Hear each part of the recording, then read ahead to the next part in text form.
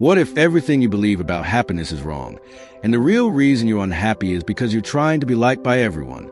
In The Courage to Be Happy, you will discover a powerful idea. True freedom begins the moment you stop seeking approval and start living for yourself. This audiobook summary will show you how to break free from past limitations, rebuild your mindset, and create genuine happiness from within.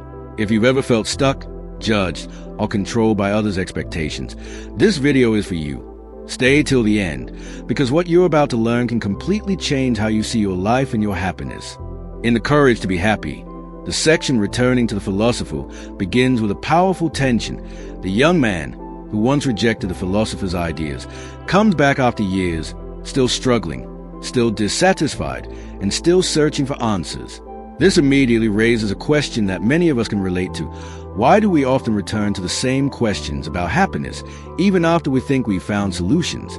The young man represents all of us who have read self-help books, watched motivational videos, and felt inspired for a while, only to fall back into old patterns. He challenges the philosopher again, almost accusing him. If your ideas were true, why hasn't my life changed? This confrontation sets the stage for a deeper exploration of what it really means to change. The philosopher calmly explains that understanding an idea is very different from applying it. It's like knowing that exercise is good for your health, but still choosing to stay on the couch. Many people intellectually agree that they should stop seeking approval or stop blaming their past, but when faced with real-life situations, like a boss criticizing them or friends judging them, they revert to old habits.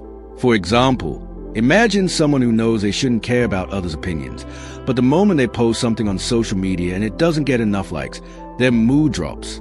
This gap between knowledge and action is where most people get stuck, and the philosopher emphasizes that real change requires courage, not just understanding. Another key idea introduced here is that people often resist change because it feels uncomfortable and uncertain. The young man believes his unhappiness is caused by external factors, his past, society, or other people, but the philosopher challenges this directly. He suggests that people choose to remain the way they are because it feels safer than stepping into the unknown. Think about someone stuck in a job they hate. They complain daily, but when given an opportunity to change, they hesitate because the fear of failure or instability feels greater than the pain of staying stuck.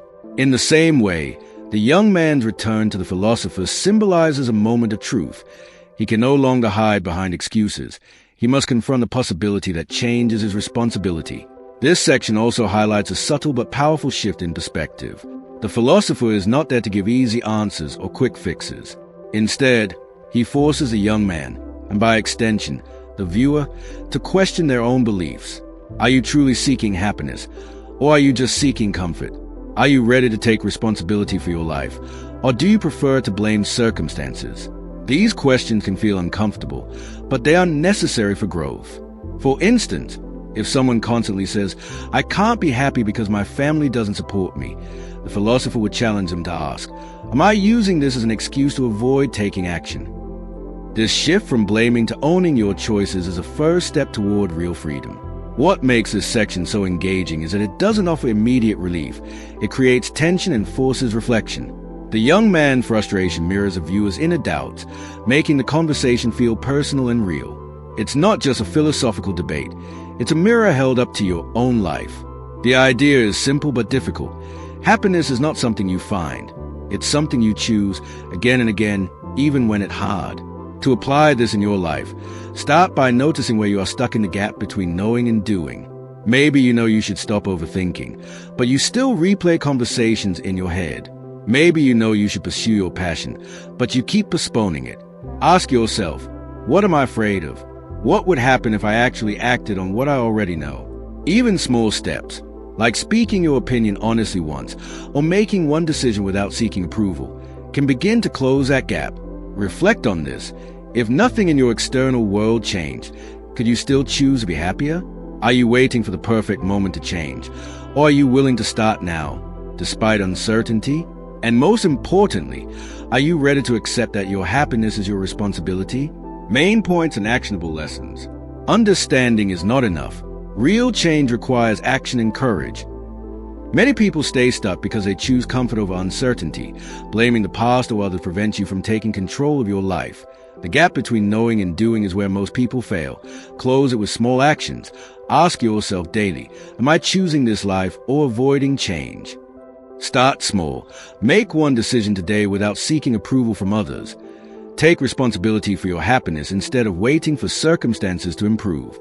In the Courage to be Happy, the section Can People Really Change confronts one of the most common and limiting beliefs people carry, the idea that they are stuck the way they are. The young man strongly doubts the possibility of change, arguing that personality, past experiences, and trauma define who we become. This is something many people believe. Think about someone who says, I've always been shy, I can't speak confidently, or I had a difficult childhood, so I can't be happy. These statements feel true because they are repeated over time, but the philosopher challenges this thinking at its core. He argues that people are not controlled by their past. Instead, they assign meaning to their experiences and choose how those experiences shape their present. To make this clearer, imagine two people who both failed an important exam. One person might decide, I'm not smart enough, I'll never succeed, and avoid future opportunities. The other might think, I didn't prepare well this time, but I can improve and take action to do better. The same event leads to completely different outcomes, not because of the past itself, but because of the interpretation. The philosopher insists that this interpretation is a choice, even if it doesn't feel like one. This idea can be uncomfortable because it removes the safety of blaming circumstances. If you are responsible for how you see your life, then you are also responsible for changing it. The young man resists this idea because it seems too simple, almost unrealistic. He believes deep-rooted issues like trauma or personality traits cannot be changed so easily. But the philosopher introduces a bold perspective. What we call unchangeable is often just something we have decided not to change. For example, someone might say they are bad at socializing, but in reality, they avoid social situations out of fear of rejection. Over time, this avoidance becomes their identity. The philosopher would argue that this is not a fixed trait, but a repeated choice driven by fear. If that person decided to act differently, even in small ways, their identity could begin to shift. This is where the concept becomes practical. Change does not require complete transformation overnight. It starts with small, intentional actions that challenge your current beliefs. Imagine someone who is afraid of public speaking. Instead of waiting to feel confident, they start by speaking up once in a small meeting. It feels uncomfortable, even awkward, but it's a step. Over time, these small actions accumulate, and what once felt impossible becomes normal. The key insight here is that feelings follow actions, not the other way around. Many people wait to feel ready before they act, but the philosopher suggests acting first, even if it feels unnatural. Another important idea in this section is that people often cling to their current identity because it provides a sense of certainty. Even if that identity causes suffering, it is familiar. For instance, someone who constantly sees themselves as a victim might unknowingly hold on to that role because it explains their struggles and removes the pressure to change. Letting go of that identity means stepping into uncertainty where there are no guarantees. This is why change requires courage, not because it is complicated, but because it challenges what feels safe. To apply this in your life, start by questioning the labels you've given yourself. Are you really bad at communication, or have you just avoided practicing it? Are you truly unlucky, or are you focusing only on negative outcomes? Begin experimenting with small changes in behavior, even if they feel uncomfortable. If you believe you're not confident, act as if you are in one small situation today. Notice how your perception begins to shift over time. Reflect on this. What is one belief about yourself that you have accepted as permanent? What if that belief is not a fact, but a choice you've been repeating? If you acted differently today, even in a small way, how might your future change? And most importantly, are you willing to take responsibility for that change, even if it feels uncomfortable at first? Main points and actionable lessons. People can change because they are not defined by their past, but by the meaning they give to it. The same experience can lead to different outcomes based on interpretation. What feels unchangeable is often something we have chosen to maintain out of fear or comfort. Identity is built through repeated actions, not fixed traits. Start with small actions instead of waiting to feel ready or confident. Challenge your self-labels and test new behaviors in real situations. Ask yourself, is this really who I am or just who I've been choosing to be? Take responsibility for your change, even if it feels uncomfortable. In The Courage to Be Happy, the section Trauma Does Not Exist delivers one of the most controversial and thought-provoking ideas in the entire book. The philosopher does not deny that painful events happen, but he challenges a common belief that our past wounds permanently control our present life. Instead, he argues that what truly shapes us is not the event itself, but the meaning we give to it and the purpose we assign to our behavior today. This is a radical shift. Most people believe their struggles are caused by past experiences. I can't trust people because I was betrayed, or I lack confidence because I was criticized as a child. These explanations feel logical, even comforting, because they place responsibility outside ourselves. But the philosopher pushes back and says, what if these explanations are not causes, but justifications? To understand this, imagine two individuals who both experience failure in their early lives.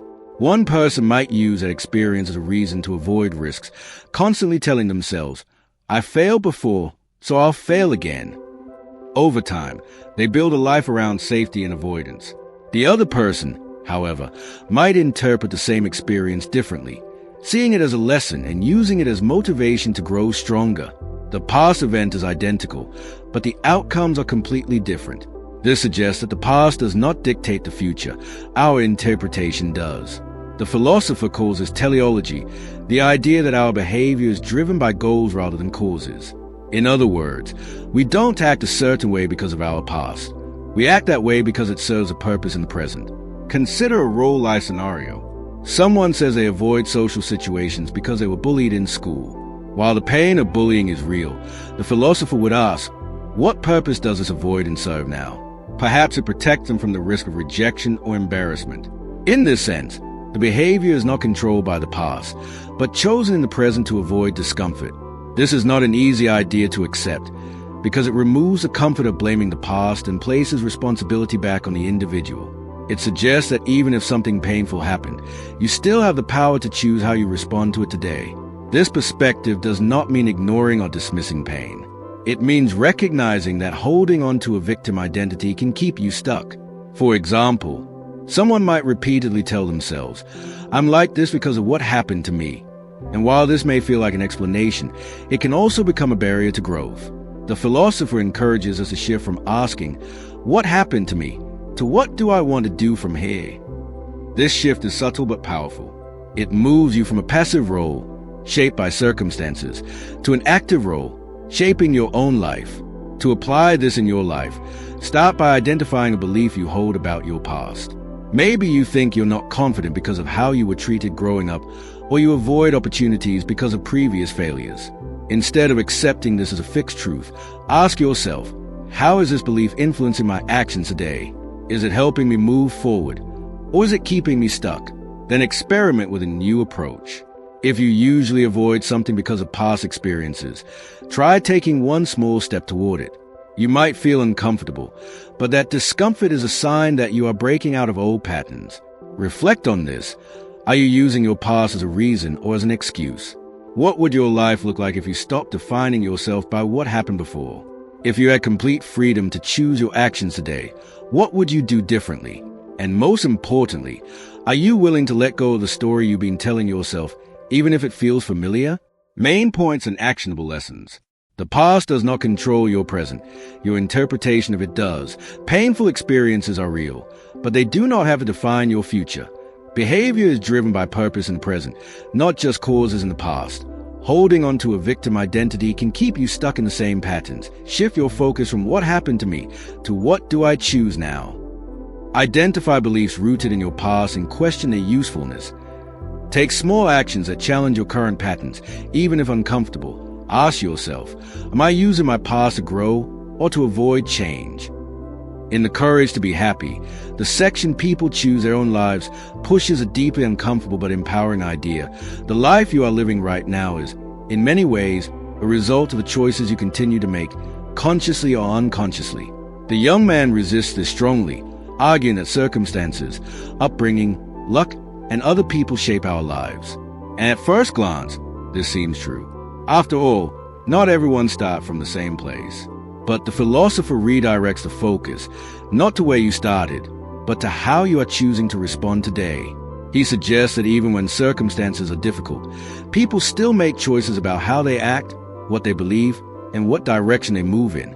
To understand this, imagine someone who says, "I'm stuck in a job I hate because I have no other options." On the surface, this sounds reasonable. But if we look deeper, there is still a choice being made, to stay rather than risk uncertainty. The person might be choosing financial stability over passion, or avoiding the fear of failure that comes with change. This does not mean the choice is easy, but it is still a choice. The philosopher's point is not to judge these decisions, but to make us aware of them. Because once you recognize that you are choosing your path, you also realize that you have the power to choose differently.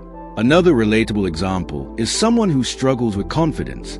They might say, "I can't speak up because I'm not a confident person." But in reality, they are choosing silence in moments where they could speak, even if it feels uncomfortable. Over time, these repeated choices reinforce their identity as someone who lacks confidence. Now imagine if that same person decided to speak up just once in a meeting. It might feel awkward, their voice might shake, but that single action begins to challenge the identity they built. This is how lives start to change, not through dramatic transformations, but through small, consistent choices that go against old patterns. The philosopher also highlights that many people choose lives that align with their fears rather than their desires.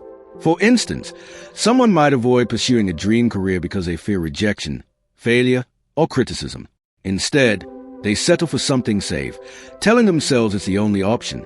Over time, the safe choice becomes a reality, and they begin to believe it was never a choice at all. This is where the illusion lies. When we stop recognizing our role in shaping our lives, we give away our power to change them. This idea can feel harsh at first because it removes the comfort of blaming external factors. It forces you to confront the possibility that some of your current struggles are the result of decisions you continue to make. But at the same time, it is incredibly liberating. If you are choosing your life, then you are not trapped. You are not fixed. You are not powerless. You have the ability to start choosing differently, even in small ways. To apply this in your life, begin by observing your daily decisions. Notice the moments where you say, "I have no choice," and question that assumption. Is there truly no choice, or is there a choice you are avoiding because it feels uncomfortable? For example, if you want to improve your skills but keep postponing it, ask yourself, am I choosing comfort over growth? Then take one small action that aligns with the life you actually want. It could be as simple as dedicating 30 minutes to learning something new, speaking honestly in a conversation, or taking a small step toward a goal you've been delaying. Reflect on this. What kind of life are your current choices creating? If you continue making the same decisions, where will you be in 1 year? Are your actions aligned with what you truly want, or with what feels safe? And if you had the courage to choose differently today, even in a small way, how might your future begin to change? Main points and actionable lessons. Your current life is shaped by the choices you continue to make.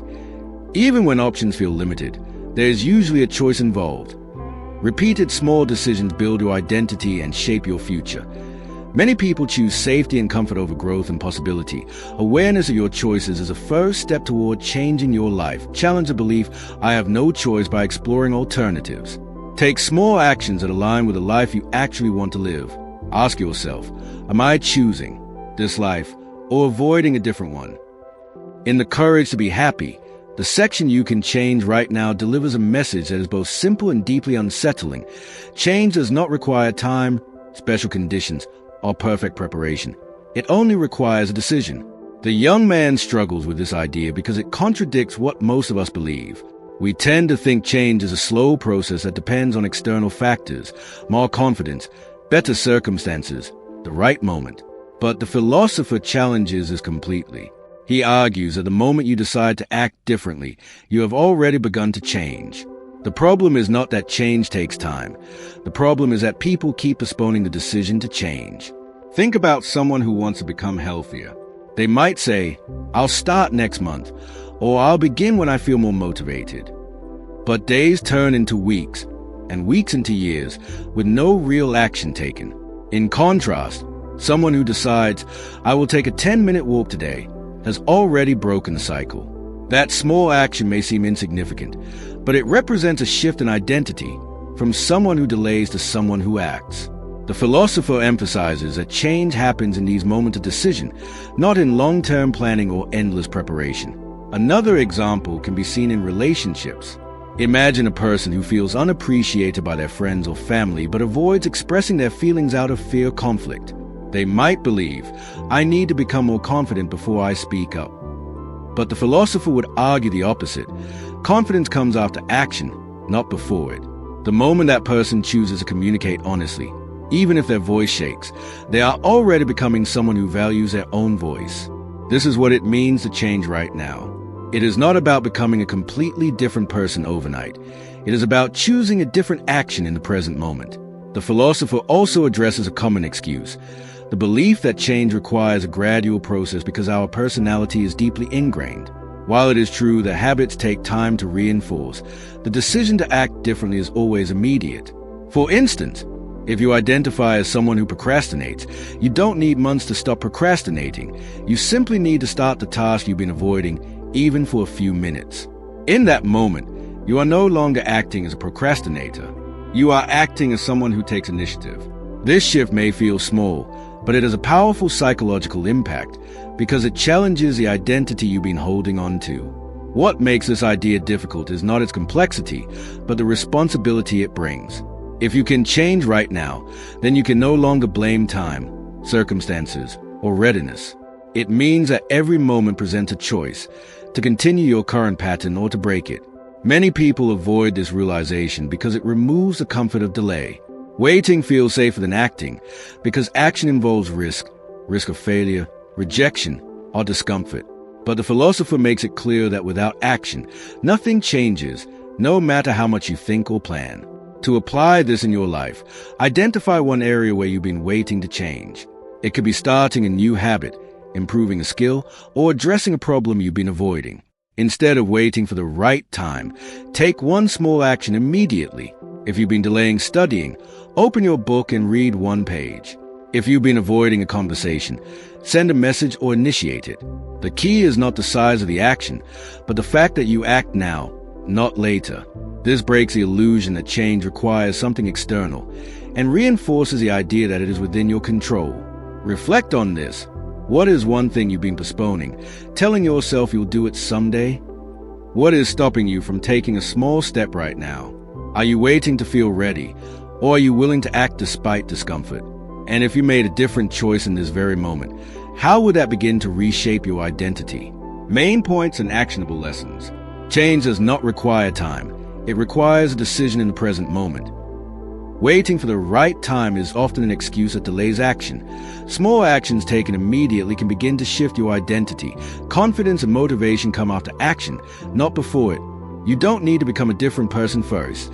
You become different by acting differently. Identify one area where you've been delaying change and take a small step today.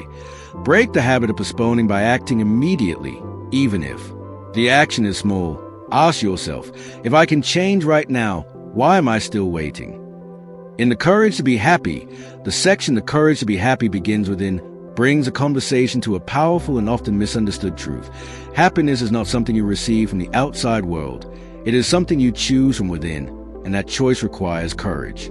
The young man struggles with this idea because, like most people, he believes happiness depends on external conditions, success, relationships, recognition, or approval. He thinks, if my circumstances improve, then I'll be happy. But the philosopher turns this belief upside down and argues that waiting for external validation is exactly what keeps people trapped in dissatisfaction. To understand this, imagine someone who constantly seeks approval from others.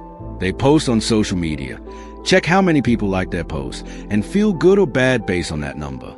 Or think about an employee who works hard, not because they find meaning in their work, but because they crave praise from their boss. In both cases, their happiness is controlled by external reactions. The moment approval disappears, so does their sense of worth. The philosopher calls this a fragile way to live because it puts your happiness in the hands of others, something you can never fully control. Instead, the philosopher introduces a more stable foundation, the idea that happiness comes from living according to your own values and having the courage to be disliked if necessary. This is where the word courage becomes crucial. Choosing happiness is not always comfortable. It might mean saying no when others expect you to say yes, expressing your true opinion even if it leads to disagreement, or pursuing a path that others don't understand. For example, Imagine someone who wants to leave a secure job to follow a passion, but fears criticism from family or society. Choosing that path requires courage, not because it guarantees success, but because it prioritizes personal fulfillment over external approval. Another important aspect discussed here is the idea of contribution. The philosopher explains that true happiness comes from feeling that you are contributing to others, not from being superior to them or constantly comparing yourself. Consider someone who volunteers their time to help others or shares knowledge without expecting anything in return. Their sense of fulfillment does not depend on recognition. It comes from the act of contributing itself. In contrast, someone who constantly compares their achievements to others may never feel satisfied because there will always be someone doing better. This shift, from competition to contribution, changes the way you experience happiness. What makes this idea challenging is that it requires letting go of the need to control how others see you. Many people avoid being their true selves because they fear rejection or judgment. For instance, someone might hide their interests, opinions, or ambitions just to fit in with a group. Over time, this creates a disconnect between who they are and how they live, leading to dissatisfaction. The philosopher argues that the courage to be happy means accepting this risk, understanding that not everyone will like you, and that this is not only normal but necessary for living authentically. To apply this in your life, start by identifying where your happiness depends on external factors. Do you feel good only when others praise you? Do you avoid certain actions because you're afraid of being judged? Begin shifting your focus inward by asking what truly matters to you, independent of others' opinions. Then take small steps to align your actions with those values. For example, if you value honesty, practice expressing your thoughts more openly, even in low-stakes situations. If you value growth, focus on learning rather than comparing yourself to others. These small shifts can gradually build a sense of internal stability and confidence. Reflect on this. Are you living your life based on your own values or on what others expect from you? What would you do differently if you were not afraid of being disliked? Where in your life are you seeking approval instead of choosing authenticity? And if happiness truly begins within, what is one decision you can make today that reflects your own values rather than external pressure? Main points and actionable lessons. Happiness is a choice that comes from within, not from external circumstances. Relying on approval from others creates fragile and unstable happiness. The courage to be happy includes the courage to be disliked. True fulfillment comes from contributing to others, not competing with them. Letting go of the need for approval allows you to live authentically. Identify areas where your happiness depends on others and shift focus inward. Take small actions that align with your personal values, even if they feel uncomfortable. Ask yourself, am I choosing happiness based on my values or waiting for others to give it to me? In The Courage to be Happy, the section All Problems Are Interpersonal presents a striking idea. Almost every problem we experience in life is rooted in our relationships with other people. At first, this sounds exaggerated. You might think, what about personal struggles like anxiety, lack of confidence, or feeling lost? But the philosopher explains that even these internal issues are deeply connected to how we see ourselves in relation to others. Our sense of worth, identity, and even happiness is often shaped by comparison, judgment, and a desire for recognition. Consider a simple example. Imagine you feel insecure about your abilities. If you were completely alone in the world, with no one to compare yourself to, would that insecurity even exist? Probably not. It arises because we measure ourselves against others. Who is more successful, more talented, more respected? Similarly, think about stress at work. Often, it's not just the tasks themselves that cause pressure, but the expectations of your boss, competition with colleagues, or fear of being judged. Even something like social anxiety is rooted in how we believe others perceive us. In this way, many of our problems are not isolated within us. They are created in the space between us and other people. The philosopher uses this idea to explain why relationships can be both the source of suffering and the key to happiness. For instance, imagine a person who constantly seeks approval from their friends. When they receive praise, they feel happy. When they are ignored or criticized, they feel hurt. Their emotional state is directly tied to their interactions. Now consider someone who constantly compares their achievements to others. Even if they accomplish something meaningful, they might still feel dissatisfied because someone else has done more. This endless comparison creates a cycle of dissatisfaction that is difficult to escape. But here's a deeper insight. The problem is not the existence of relationships, but how we approach them. Many people enter relationships with hidden expectations. They want to be liked, validated, or seen as superior. These expectations create tension. For example, if you help someone but secretly expect appreciation, you may feel resentful if it doesn't come.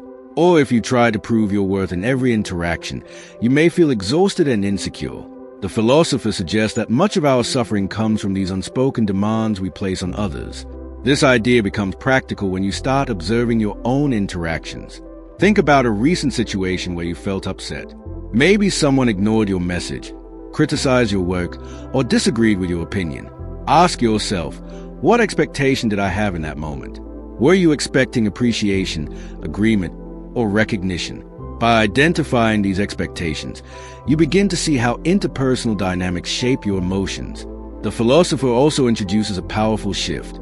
Instead of focusing on how others treat you, focus on how you choose to relate to them. For example, instead of asking, "Why don't they respect me?" ask, "Am I acting in a way that aligns with my values regardless of their reaction?" This shift moves you from a reactive mindset to a proactive one. It allows you to maintain stability even when others' behavior is unpredictable. To apply this in your life, start by paying attention to moments when your mood changes based on others' actions. Notice patterns. Do you feel upset when you're not appreciated, or anxious when you're being judged? Then experiment with letting go of certain expectations. For instance, try doing something kind without expecting recognition, or express your opinion without needing everyone to agree. These small changes can reduce the emotional weight you place on interactions and create a healthier relationship with others. Reflect on this. How much of your happiness depends on how others treat you? Are you constantly comparing yourself to others?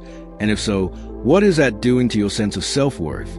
What expectations are you bringing into your relationships without realizing it? And if many of your problems are interpersonal, how might changing your approach to relationships change your experience of life? Main points and actionable lessons. Most problems in life are rooted in relationships with other people. Feelings like insecurity, stress, and anxiety often arise from comparison and judgment. Expectations in relationships can create unnecessary tension and disappointment. Emotional reactions are often tied to how others respond to us. Shift focus from controlling others' behavior to managing your own actions and mindset. Identify hidden expectations you have in relationships and question them. Practice interacting without seeking constant approval or validation. Ask yourself, am I reacting to others or choosing how I want to show up in this relationship? In The Courage to Be Happy, the section "The Root of Suffering Lies in Relationships" deepens the idea that much of human suffering does not originate from within the individual alone, but from how we connect, compare, and conflict with others. The philosopher explains that people often believe their pain comes from personal shortcomings, past trauma, or external circumstances. But in reality, the deepest emotional struggles are almost always tied to interpersonal dynamics, how we are seen, judged, accepted, or rejected by others. This idea forces us to reconsider something fundamental. If relationships are unavoidable in life, then so is the possibility of suffering, but also the possibility of freedom. To understand this, consider a simple example. Imagine a student who feels intense stress before exams. On the surface, it seems like the stress is caused by academic pressure. But if we look deeper, much of that pressure comes from expectations.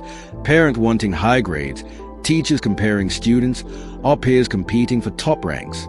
Now imagine the same student studying alone on an island with no one to judge or compare them. The anxiety would likely be very different, because the relational pressure would be gone. This illustrates a philosopher's point. Suffering is not just about tasks or challenges, but about how those challenges exist within a network of relationships. Another relatable scenario is workplace tension. A person may feel overwhelmed not simply because of workload, but because of how their performance is evaluated by a manager or how they compare themselves to colleagues. If a coworker receives praise and they do not, it can create feelings of inadequacy even if their own work is objectively good. Similarly, in friendships or social media interactions, people often experience emotional highs and lows based on likes, comments, or perceived attention. These emotional fluctuations are not caused by the actions themselves, but by the meaning we attach to how others respond to us. The philosopher pushes this idea further by suggesting that even internal struggles like jealousy, insecurity, and resentment are often relational in nature. For example, jealousy does not exist in isolation. It exists because someone else is something we value. Insecurity arises because we imagine how others might evaluate us. Even resentment often comes from unmet expectations in relationships. A person might feel hurt not simply because of what was said, but because they expected respect, appreciation, or understanding that did not come. In this sense, suffering is deeply connected to the invisible web of expectations we carry into every interaction. However, the philosopher does not suggest avoiding relationships altogether. Instead, he encourages a radical shift in how we approach them. Many people suffer because they enter relationships with hidden demands. I want to be accepted. I want to be respected. I want to be understood without effort. When these expectations are not met, disappointment follows. For example, someone may help a friend and expect gratitude, but when the gratitude is not expressed in the way they hoped, they feel hurt. The suffering does not come from the action itself, but from the gap between expectation and reality. This is where the practical transformation begins. The philosopher suggests that we must learn to separate our action from other people's responses. You can act with kindness, honesty, or effort, but you cannot control how others interpret or respond to it. For instance, you might share an idea in a group discussion and be ignored or misunderstood. Instead of interpreting this as rejection of your worth, the philosophical approach encourages you to see it as simply their perspective, not a definition of you. This shift reduces emotional dependency on external validation and builds inner stability. To apply this in your life, begin by observing moments where your emotions are influenced by others. Ask yourself, what exactly triggered this feeling? Was it the situation itself, or the meaning I gave to how someone reacted? Then identify the expectation behind it. For example, if you feel upset after not being included in a conversation, ask whether you expected recognition or attention. Once you see these patterns clearly, experiment with letting go of small expectations. Try doing something without needing approval, or expressing yourself without anticipating agreement. Over time, this weakens the emotional grip of external validation. Reflect on this. How often does your emotional state depend on how others treat you? Are you aware of the expectations you silently carry into your relationships? What would change if you stopped measuring your worth through others' responses? And if suffering is deeply tied to relationships, how might changing your approach to relationships change the way you experience life itself? Main points and actionable lessons. Much of human suffering is rooted in relationships and interpersonal expectations. Emotional pain often arises from comparison, judgment, and unmet expectations. Even internal struggles like jealousy and insecurity are often relational in origin. Suffering is created by the gap between expectations and how others respond. You cannot control others' reactions, only your own actions and intentions. Separate your self-worth from external validation and outcomes. Identify hidden expectations in relationships and consciously reduce them. Ask yourself, am I suffering from the situation or from my expectations of others? In The Courage to Be Happy, the section Freedom Means Being Disliked introduces one of the most challenging yet liberating ideas in the entire philosophy. True freedom is not the absence of judgment from others, but the willingness to live in a way that may lead to being disliked. The philosopher explains that most people unconsciously structure their lives around avoiding disapproval. From childhood to adulthood, we learn to seek acceptance by parents, teachers, friends, and society, and over time, this desire becomes a silent force that shapes our decisions. We begin to ask not what do I want, but what will make others approve of me. The result is a life that appears safe but is often disconnected from authenticity. To understand this, imagine a person who wants to pursue a creative career, such as writing, art, or content creation. However, their family expects them to choose a stable profession. Instead of following their passion, they choose a safer path, not because they are convinced it is right for them, but because they fear being judged or rejected. On the surface, they may appear successful, but internally, they feel a constant sense of dissatisfaction.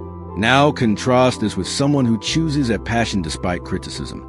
They may face disapproval, comments like this is risky or this is unrealistic, but they continue anyway. The difference between these two lives is not intelligence or opportunity. It is a willingness to be disliked. The philosopher emphasizes that this fear of rejection is what keeps people trapped in conformity. For example, in everyday life, someone might avoid expressing their true opinion in a group discussion because they fear disagreement. Another person might stay in a toxic friendship because they are afraid of being left out or judged as selfish.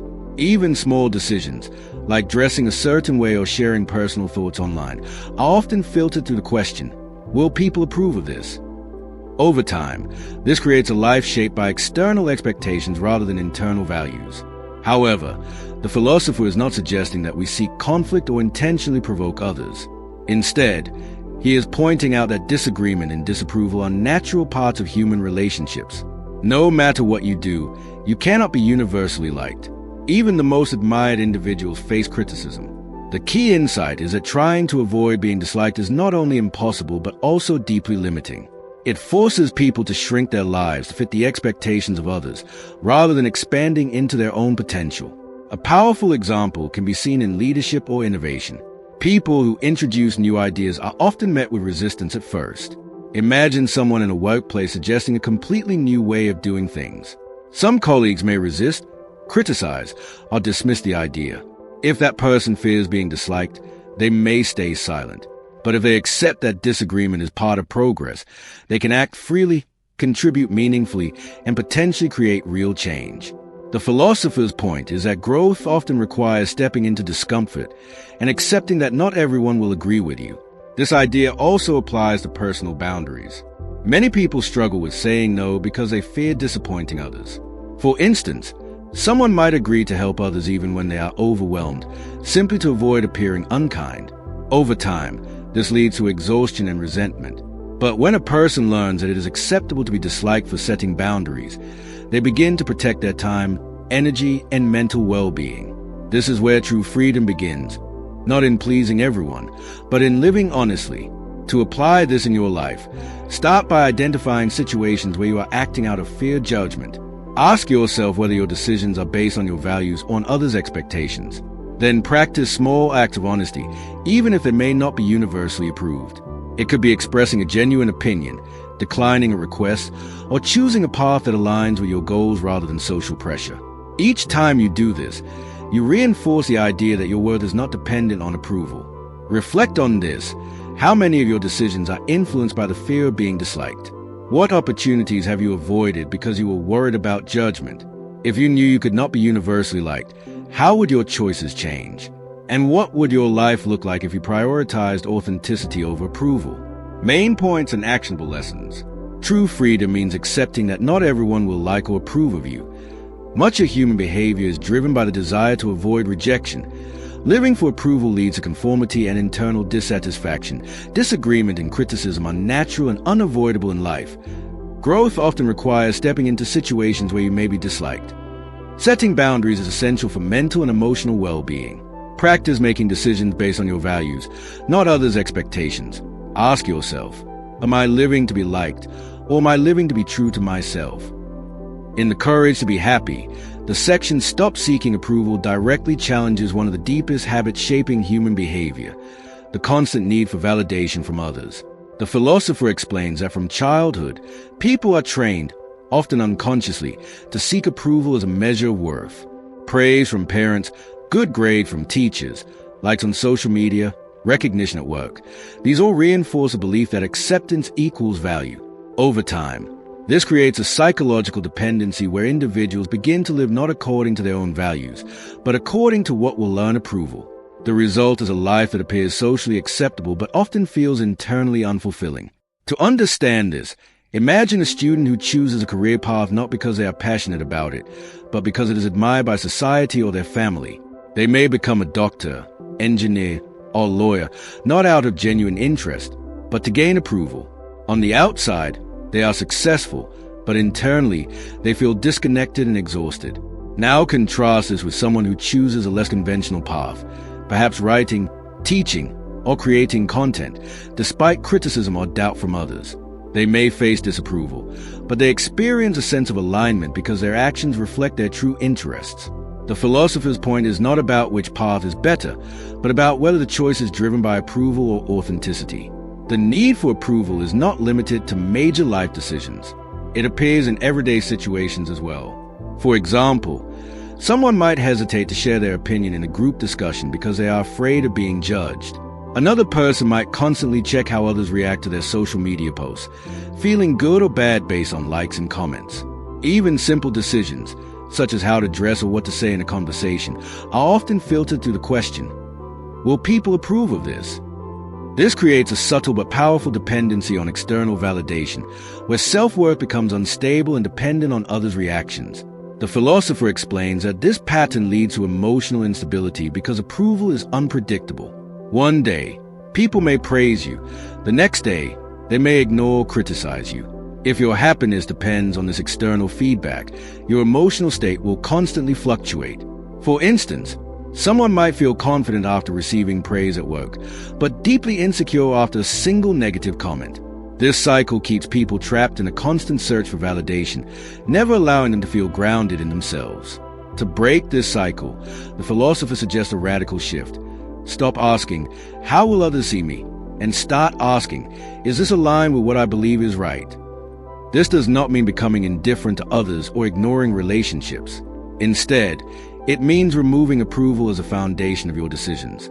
For example, if you are choosing whether to pursue a new opportunity, the question should not be whether others will approve, but whether it aligns with your values and long-term goals.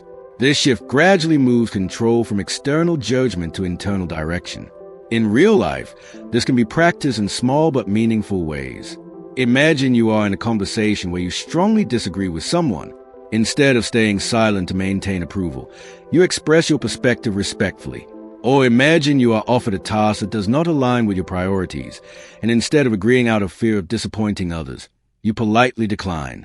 These moments may feel uncomfortable at first, but they strengthen your ability to act independently of approval. Over time, this builds confidence that is not dependent on external validation. The philosopher also highlights that seeking approval often leads to resentment. When people constantly try to satisfy others, they may eventually feel unappreciated or taken for granted. For example, someone who always helps others but never expresses their own needs may begin to feel frustrated, even though they were the one who chose to say yes repeatedly. This resentment is not caused by others, but by the internal conflict between what the person truly wants and what they feel obligated to do for approval. To apply this idea in your life, begin by observing how often your decisions are influenced by the desire for approval. Notice moments when you say yes, not because you want to, but because you fear rejection. Then experiment with small acts of independence. Speak honestly in low-stakes situations. Make decisions without overthinking others' opinions, and allow yourself to be okay with disagreement. These small steps gradually weaken the need for approval and strengthen your sense of self-direction. Reflect on this. How many of your current choices are shaped by the need for approval rather than your own values? What would you do differently if you no longer needed anyone's validation? Where in your life are you sacrificing authenticity for acceptance? And if approval were no longer a requirement for your decisions, what kind of life would you start building today? Main points and actionable lessons. Seeking approval is a learned habit that often replaces authentic decision-making. Many life choices are driven by external validation rather than personal values. Approval is unstable and leads to emotional ups and downs. Constantly seeking validation can create dissatisfaction and resentment. Shift focus from will others approve to is this aligned with my values? Practice making small decisions without considering others' reactions. Learn to tolerate disagreement and rejection as part of authentic living. Ask yourself, am I living for approval or am I living according to my values? In The Courage to Be Happy, the section Criticism versus Encouragement explores how human relationships are deeply shaped by the way we influence others, and how that influence can either empower growth or reinforce dependence and insecurity. The philosopher draws a sharp distinction between criticism and encouragement, not in the superficial sense of praise versus blame, but in terms of how each affect a person's sense of responsibility and self-worth. He argues that criticism often creates fear, dependency, and resistance, while encouragement fosters autonomy, confidence, and the courage to take responsibility for one's own life. To understand this, imagine a parent constantly criticizing a child's mistakes. You never do anything right, or why can't you be like others? Over time, the child may begin to believe they are incapable, not because they truly are, but because repeated criticism shapes their self-image. They may grow up avoiding challenges, fearing failure, or constantly seeking approval to avoid judgment. Now contrast this with a parent who uses encouragement. I see you tried hard, and I believe you can improve. or let's figure this out together. The child in this environment is more likely to develop resilience, not because they are shielded from failure, but because they are supported in facing it. The difference is not the presence of feedback, but the intention behind it. The philosopher emphasizes that criticism, even when intended to help, often carries an underlying message of control. It suggests that the other person is wrong and needs to be corrected.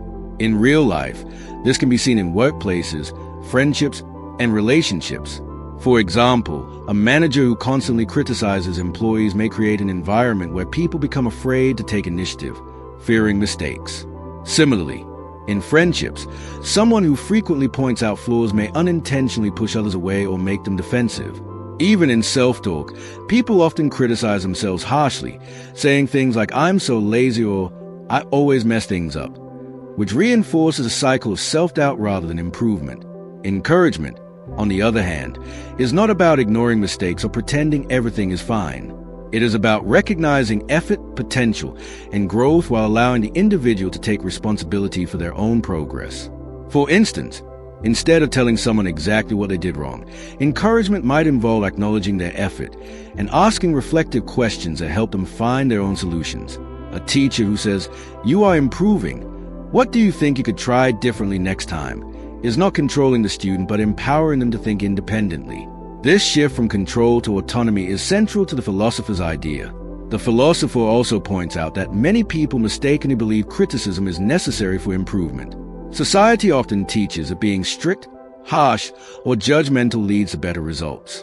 However, while criticism may produce short-term compliance, it often fails to create long-term growth because it does not build internal motivation. Instead, it relies on external pressure. Encouragement, in contrast, builds internal strength by helping individuals believe in their own ability to grow. For example, someone learning a new skill like public speaking or coding will progress more sustainably when they feel supported rather than constantly judged. This idea also applies to how we treat ourselves. Many people live with an internal voice that is highly critical, replaying mistakes and focusing on shortcomings. This internal criticism can create anxiety and hesitation, making it harder to take action. The philosopher suggests replacing this with a more encouraging internal dialogue. Instead of saying, "I failed again, I'm not good enough," a more constructive approach would be, "I made a mistake, but I can learn from it and try again." This shift does not ignore reality. It changes how reality is interpreted and acted upon. To apply this in your life, start by observing how you respond to both yourself and others. Notice whether your default reaction is to criticize or to encourage. In interactions with others, try replacing judgmental statements with questions that invite reflection. For example, instead of saying, "You did this wrong," you might ask, "What do you think could be improved here?" In your own self-talk, pay attention to moments of self-criticism and consciously reframe them into supportive statements that focus on learning and progress. Over time, this builds a healthier mindset that supports growth rather than fear. Reflect on this. Do the people around you feel empowered or judged when they interact with you? How often do you criticize yourself in ways you would never speak to someone else? What would change in your life if encouragement became your default way of thinking and communicating? And if growth is a goal, are your words helping it or holding it back? Main points and actionable lessons. Criticism often creates fear, dependence, and resistance to growth. Encouragement fosters autonomy, confidence, and internal motivation. Constant criticism can damage self-image and reduce willingness to take action. Encouragement focuses on effort, potential, and learning rather than control. Internal self-criticism can be just as limiting as external criticism. Replace judgment with reflective questions that promote independent thinking. Shift from telling people what is wrong to helping them. Discover solutions. Ask yourself, am I creating fear through criticism or growth through encouragement? In The Courage to Be Happy, the section The Power of Respect presents respect not as a passive feeling of admiration, but as an active, life-changing attitude toward others that has the power to transform relationships and reduce unnecessary conflict. The philosopher explains that many people misunderstand relationships as spaces where they must compete, judge, or control others. But in reality, healthy human connection is built on the foundation of respecting each person's individuality and autonomy. Respect here means recognizing that every person has the ability to think, choose, and live their own life, even if their choices are different from ours. To understand this, imagine a parent who constantly tries to control every decision their child makes: what to study, how to behave, what career to choose. Even if the intention is love, the result is often tension, rebellion, or emotional distance. The child may feel that their identity is being overwritten by someone else's expectations. Now contrast this with a parent who respects the child's ability to decide, offering guidance but not control. In this environment, the child feels trusted and is more likely to develop confidence and responsibility. The difference is not the presence of care, but the presence of respect.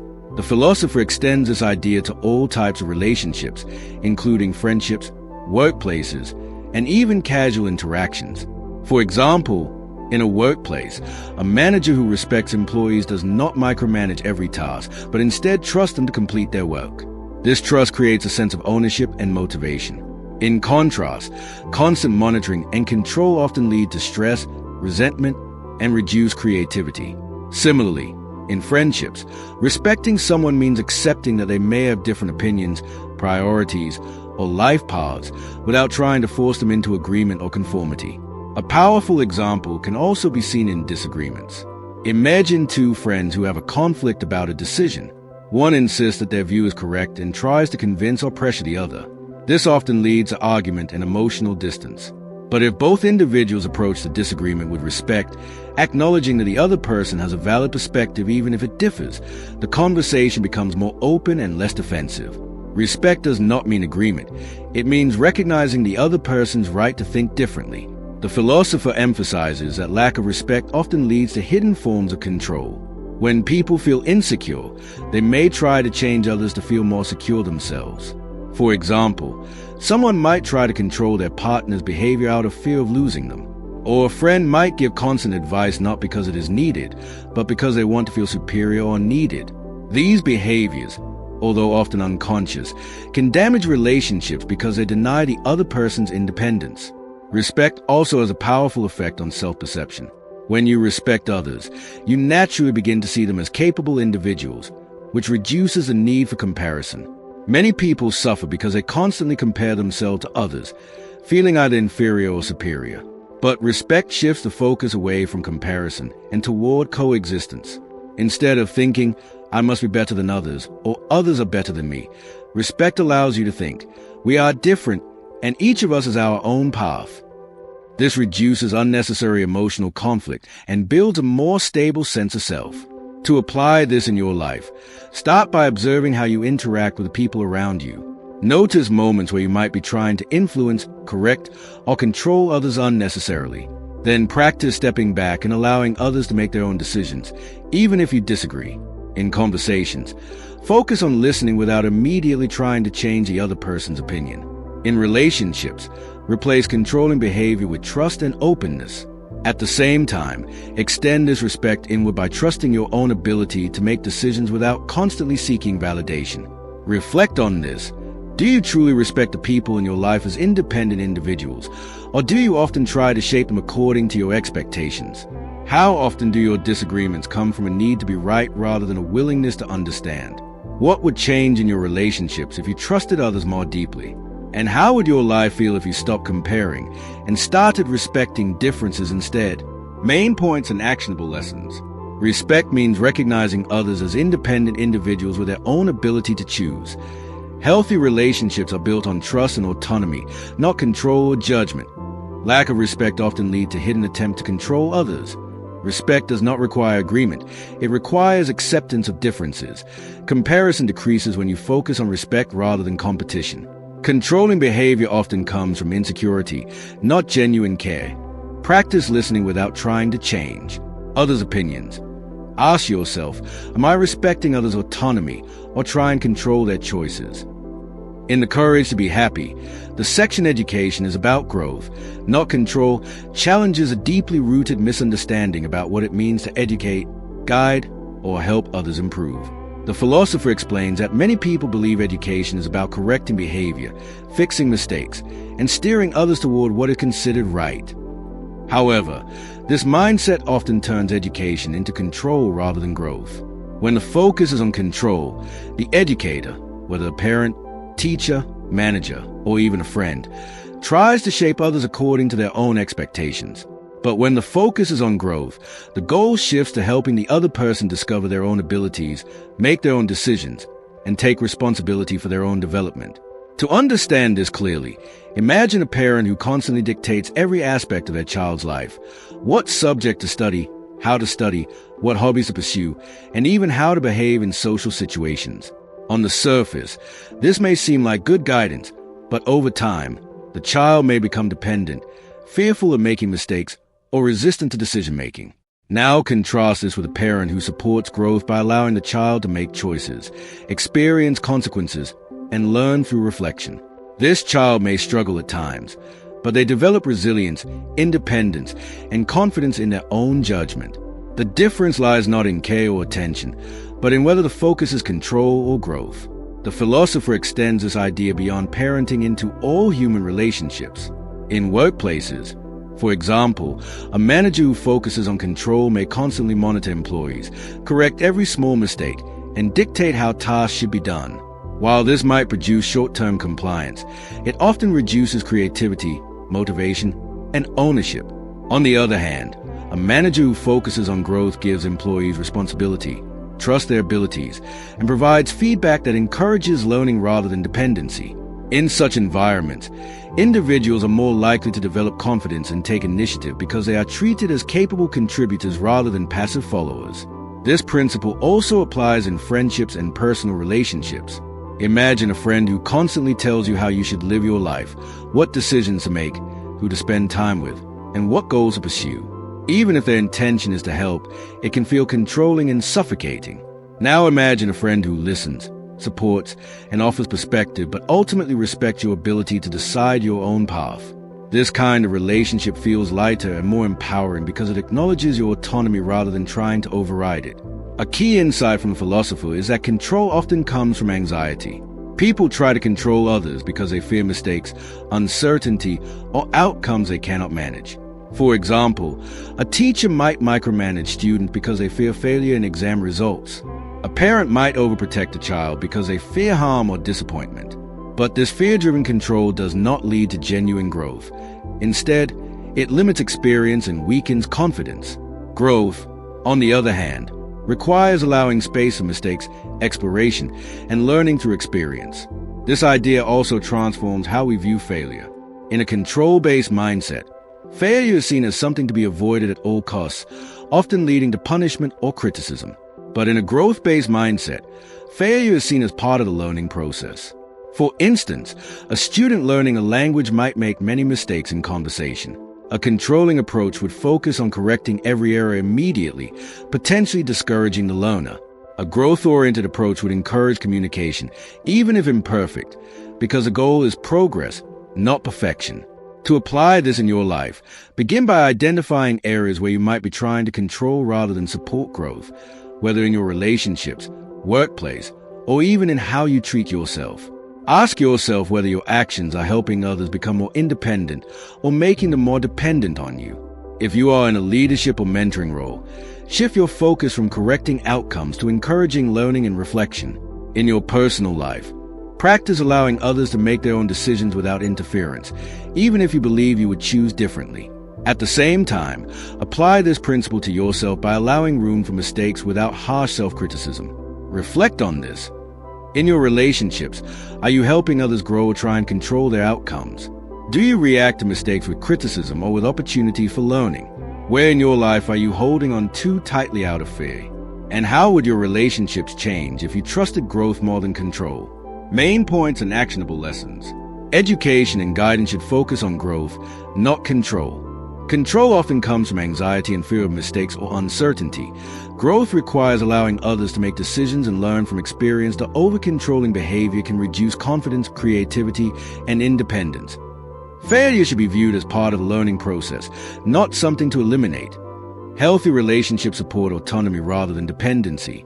Focus on encouraging reflection instead of correcting every action. Ask yourself, am I helping this person grow, or am I trying to control their outcome? In The Courage to Be Happy, the section Building Confidence in Others explores a powerful but often overlooked idea. Confidence is not something you give to people through praise, control, or protection, but something you help them build within themselves by trusting their ability to act, choose, and grow. The philosopher explains that many people mistakenly believe confidence is created when others constantly reassure or validate someone. But in reality, excessive reassurance often produces dependency rather than true self-belief. When someone is always told they are capable without being allowed to experience challenge or responsibility, they may feel supported temporarily, but they do not develop real inner strength. To understand this, imagine a parent who constantly steps in to solve every problem their child faces, finishing their homework, resolving conflict with teachers, or preventing them from facing any failure. On the surface, this may seem like care and protection, but over time, the child may begin to doubt their own ability to handle even small difficulties.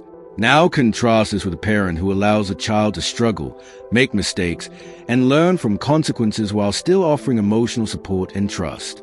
This child may face discomfort, but they gradually build resilience and genuine confidence because they learn through experience that they are capable of handling life's challenges. The philosopher extends this idea to everyday relationships as well. For example, in friendships, constantly reassuring someone that they are perfect or always right may feel supportive, but it does not help them grow. Instead, true confidence is built when a friend says, "I believe you can handle this yourself," and steps back enough to allow the person to try, fail, and improve. In workplaces, a manager who micromanages every task may unintentionally weaken employees' confidence by signaling that they are not trusted. In contrast, a manager who delegates responsibility and allows employees to make decisions builds a sense of ownership and self-trust within the team. A key insight from this section is that confidence is not something transferred from one person to another. It is something cultivated internally through action.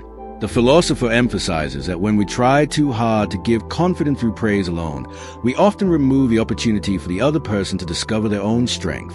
For example, imagine a student preparing for an exam.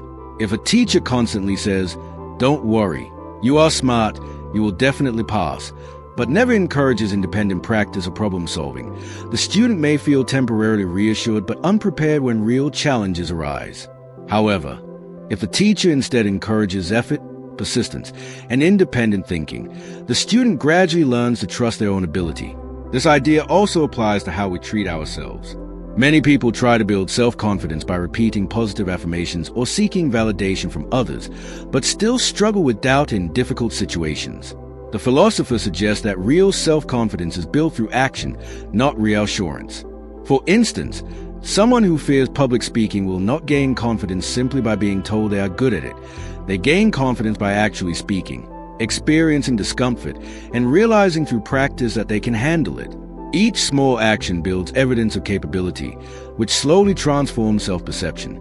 To apply this in your life, begin by observing how you respond when others face challenges. Do you immediately try to solve their problems, or do you allow them space to figure things out? Practice offering encouragement without taking away responsibility.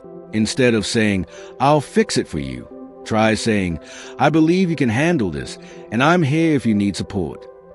Also reflect on your own habits. Are you avoiding challenges because you are waiting to feel confident first?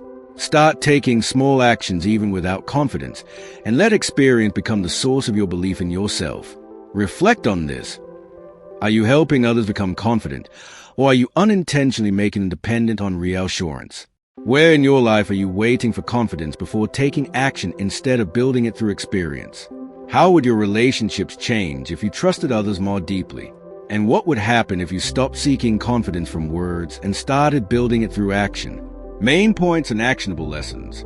True confidence is built through experience, not constant reassurance. That overprotection and excessive praise can create dependency rather than strength. Allowing people to struggle helps them develop resilience and self-trust. Confidence grows when individuals are given responsibility and autonomy. Micromanagement reduces confidence. Trust and delegation build it. Self-confidence is strengthened through action, not affirmation alone. Encourage others without removing their responsibility to act. Ask yourself, am I building real confidence in others or creating dependency on me? In the Courage to be Happy, the section What is True Work challenges a common belief that work is primarily about status, income, or external achievement, and instead reframes it as something far more meaningful, a form of contribution that connects us to others and gives life purpose. The philosopher explains that many people suffer in their professional lives not because work itself is inherently painful, but because they measure its value through comparison, recognition, and competition. When work becomes a way to gain approval, prove superiority, or avoid failure, it loses its deeper meaning and becomes a source of constant stress and dissatisfaction. To understand this, imagine two people doing the same job. One person sees their work as a race, constantly comparing themselves to colleagues, worrying about promotions, and measuring success through salary and recognition. This person may work hard but often feels anxious, exhausted, and never truly satisfied, because there's always someone doing better. Now imagine another person in the same role who sees their work differently. Instead of focusing on competition, they focus on contribution, how their efforts help customers, support teammates, or improve processes. Even if their job is not glamorous or highly paid, they feel a sense of purpose because they understand the value they are creating for others. The difference is not the job itself, but the mindset behind it. The philosopher emphasizes that true work is not defined by external rewards, but by the sense of contribution it brings to the community. For example, a teacher may not earn as much as someone in a corporate position, but if they focus on shaping young minds and supporting students' growth, their work becomes meaningful in itself. Similarly, a cleaner in a hospital performs work that may not receive public recognition, but their contribution directly supports health, safety, and dignity for others. In both cases, the value of the work is not determined by status, but by its impact on others. A key insight from this section is that many people suffer at work because they are trapped in a cycle of comparison and approval seeking. For instance, an employee might constantly worry about being better than their colleagues or fear being judged by their boss. This creates stress and reduces creativity because the focus shifts from doing meaningful work to avoiding criticism or gaining approval. The philosopher suggests that when work is tied too closely to validation, it becomes fragile because approval is always uncertain and temporary. Another important idea is that true work involves accepting imperfection and focusing on effort rather than outcome. Imagine a designer working on a project. If they are focused only on praise, they may become anxious and afraid to experiment. But if they focus on contribution, creating something useful or meaningful, they are more likely to take creative risks and find satisfaction in the process itself. The philosopher argues that this shift in perspective transforms work from a burden into an opportunity for growth and connection. This idea also applies beyond traditional jobs. Even in small daily tasks, such as helping a colleague, supporting a family member, or completing responsibilities at home, the concept of contribution can change how we experience effort. For example, someone cleaning their home might see it as a repetitive chore and feel frustrated. But if they reframe it as creating a comfortable and peaceful environment for themselves and others, the same task becomes more meaningful and less draining. To apply this in your life, begin by observing how you currently define success in your work or responsibilities. Are you focusing mainly on salary, recognition, or comparison with others? Or are you aware of how your work contributes to something beyond yourself? Try shifting your attention from external validation to internal meaning. In practical terms, this could mean focusing more on the quality of your effort rather than how it is perceived, or recognizing how your work helps others in even small ways. When you feel stress or dissatisfaction, pause and ask what contribution your current task is making. Reflect on this. Do you see your work as a competition or as a contribution? How often does comparison with others affect your sense of satisfaction? What would change if you focus less on being better than others and more on being useful to others? And if your work was not measured by recognition or money, how would you define its value? Main points and actionable lessons. True work is defined by contribution, not status, salary, or recognition. Viewing work as competition leads to stress, dissatisfaction, and comparison. Focusing on contribution creates purpose and long-term fulfillment. Even ordinary jobs are valued when seen as serving others. Approval and recognition are unstable foundations for workplace satisfaction. Shift focus from outcomes and comparison to effort and meaning. Reframe daily tasks as contributions rather than obligations. Ask yourself, is my work about proving myself or about contributing to others? In The Courage to Be Happy, the section Finding Meaning in Contribution develops one of the most important ideas in the entire philosophy, that true meaning in life is not found through achievement, recognition, or personal success alone, but through the experience of contributing to others. The philosopher explains that many people search for meaning by asking, "What can I gain from life?" or "How can I become successful?" But this approach often leads to comparison, anxiety, and dissatisfaction. Instead, he suggests a different question entirely. How can I contribute to the people and world around me right now? This shift changes the center of life from self-focused achievement to relational contribution. To understand this, imagine two individuals working in very different environments. One person is constantly focused on personal advancement, promotion, salary increases, recognition from supervisors, and outperforming colleagues. Even when they succeed, the satisfaction is temporary because there's always someone ahead of them or another goal to reach. Now imagine another person in the same environment who focuses less on competition and more on contribution. They ask themselves, how does my work help others? How can I make this task useful for the team or customers? Even if their position or salary is the same, their sense of fulfillment is often more stable because it is rooted in purpose rather than comparison. The philosopher explains that contribution does not require extraordinary achievements or large-scale impact. It exists in everyday actions. For example, a cashier who treats customers with respect and kindness contributes to their experience of the day. A colleague who helps another understand a task contributes to the overall efficiency and harmony of the workplace. Even a student who supports a classmate's understanding of a subject is engaging in meaningful contribution. The key point is that meaning is not reserved for special roles or high status. It is available in ordinary interactions if we choose to see them that way. A powerful insight in this section is that many people feel their lives lack meaning because they are focused inward rather than outward. When life becomes centered on personal success, every setback feels like failure, and every comparison becomes a source of insecurity. For example, someone may feel discouraged because they are not as successful as their peers, even if they are doing meaningful work. But when the focus shifts to contribution, the question changes from "Am I better than others?" to "Am I helping in some way?" This change reduces unnecessary pressure and creates a more stable sense of value. The philosopher also highlights that contribution is closely connected to belonging. Humans have a deep desire to feel that they are part of something larger than themselves. However, this sense of belonging is not achieved by trying to be admired or accepted by others, but by actively participating in the well-being of others.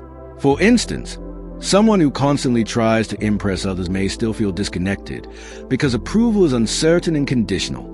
In contrast, someone who focuses on contributing naturally develops a sense of connection because they are engaged in mutual exchange rather than competition or validation seeking. Consider a role-life scenario in a workplace. Two employees may have the same responsibilities, but one constantly worries about being noticed and rewarded, while the other focuses on how their work helps the team succeed. The first person may feel anxious and undervalued if recognition does not come, while the second may feel a steady sense of purpose even without constant praise. The difference lies in whether meaning is tied to external validation or internal contribution. The philosopher further explains that contribution does not mean self-sacrifice or neglecting one's own needs.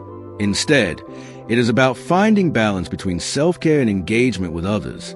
True contribution is not about losing yourself in service, but about recognizing that your actions naturally affect others and choosing to make those effects positive when possible. For example, setting healthy boundaries while still being supportive is also a form of contribution because it allows relationships to remain sustainable and respectful. To apply this in your life, begin by shifting your attention during daily activities. Instead of focusing only on what you gain from a situation, ask what value you are adding to it. In your job or studies, consider how your efforts make things easier, better, or more meaningful for others involved. In conversations, focus less on proving yourself and more on understanding and supporting the other person. Even in small tasks, such as helping at home or participating in group activities, try to identify the contribution you are making. Over time, this habit changes how you perceive your role in the world. Reflect on this. Are you measuring your life by what you receive or by what you contribute? How often do you feel your actions have meaning beyond personal gain? What would change if you focus less on being recognized and more on being useful? And if contribution is available in everyday life, how can you start recognizing it in your current situation? Main points and actionable lessons. Meaning in life comes from contribution, not just personal success or recognition. Focusing on comparison leads to insecurity and dissatisfaction. Contribution exists in everyday actions, not just major achievements. shifting from what can I gain to how can I contribute, changes perspective. True belonging comes from participation, not approval-seeking. Contribution does not require self-sacrifice. It requires awareness and intention. Even small actions can create meaningful impact on others. Ask yourself, am I living for personal gain or for meaningful contribution? In The Courage to Be Happy, the section Love as a Partnership, Not Dependency, challenges one of the most common misunderstandings about relationships, the belief that love means needing someone, relying on them for emotional stability, or expecting them to complete our life. The philosopher explains that when love turns into dependency, it often loses its strength and becomes a source of anxiety, control, and fear of loss. Instead of two independent individuals choosing to walk together, it becomes a situation where one or both people feel they cannot function without the other, leading to emotional pressure rather than genuine connection. To understand this, imagine a relationship where one partner constantly seeks reassurance. Do you still love me? Why didn't you reply quickly? Or are you upset with me? Over time, this creates emotional exhaustion for both sides. The dependent partner becomes increasingly anxious, while the other feels burdened by constant responsibility for the other's emotional state. Now contrast this with a relationship where both individuals see each other as independent partners. They care for each other, but they do not rely on each other for self-worth or emotional survival. In this kind of relationship, trust replaces fear, and mutual respect replaces control. The philosopher emphasizes that dependency often comes from a lack of self-confidence and a fear of loneliness. For example, someone might stay in a relationship not because it is healthy, but because they are afraid of being alone. They may tolerate behaviors they are uncomfortable with, suppress their own needs, or avoid expressing disagreement just to maintain the connection. Over time, this creates imbalance and resentment. In contrast, when two people approach love as a partnership, they choose each other freely while maintaining their individuality. They are together not because they need each other to survive, but because they want to share their lives. A real-life example can be seen in couples who lose their sense of identity within the relationship.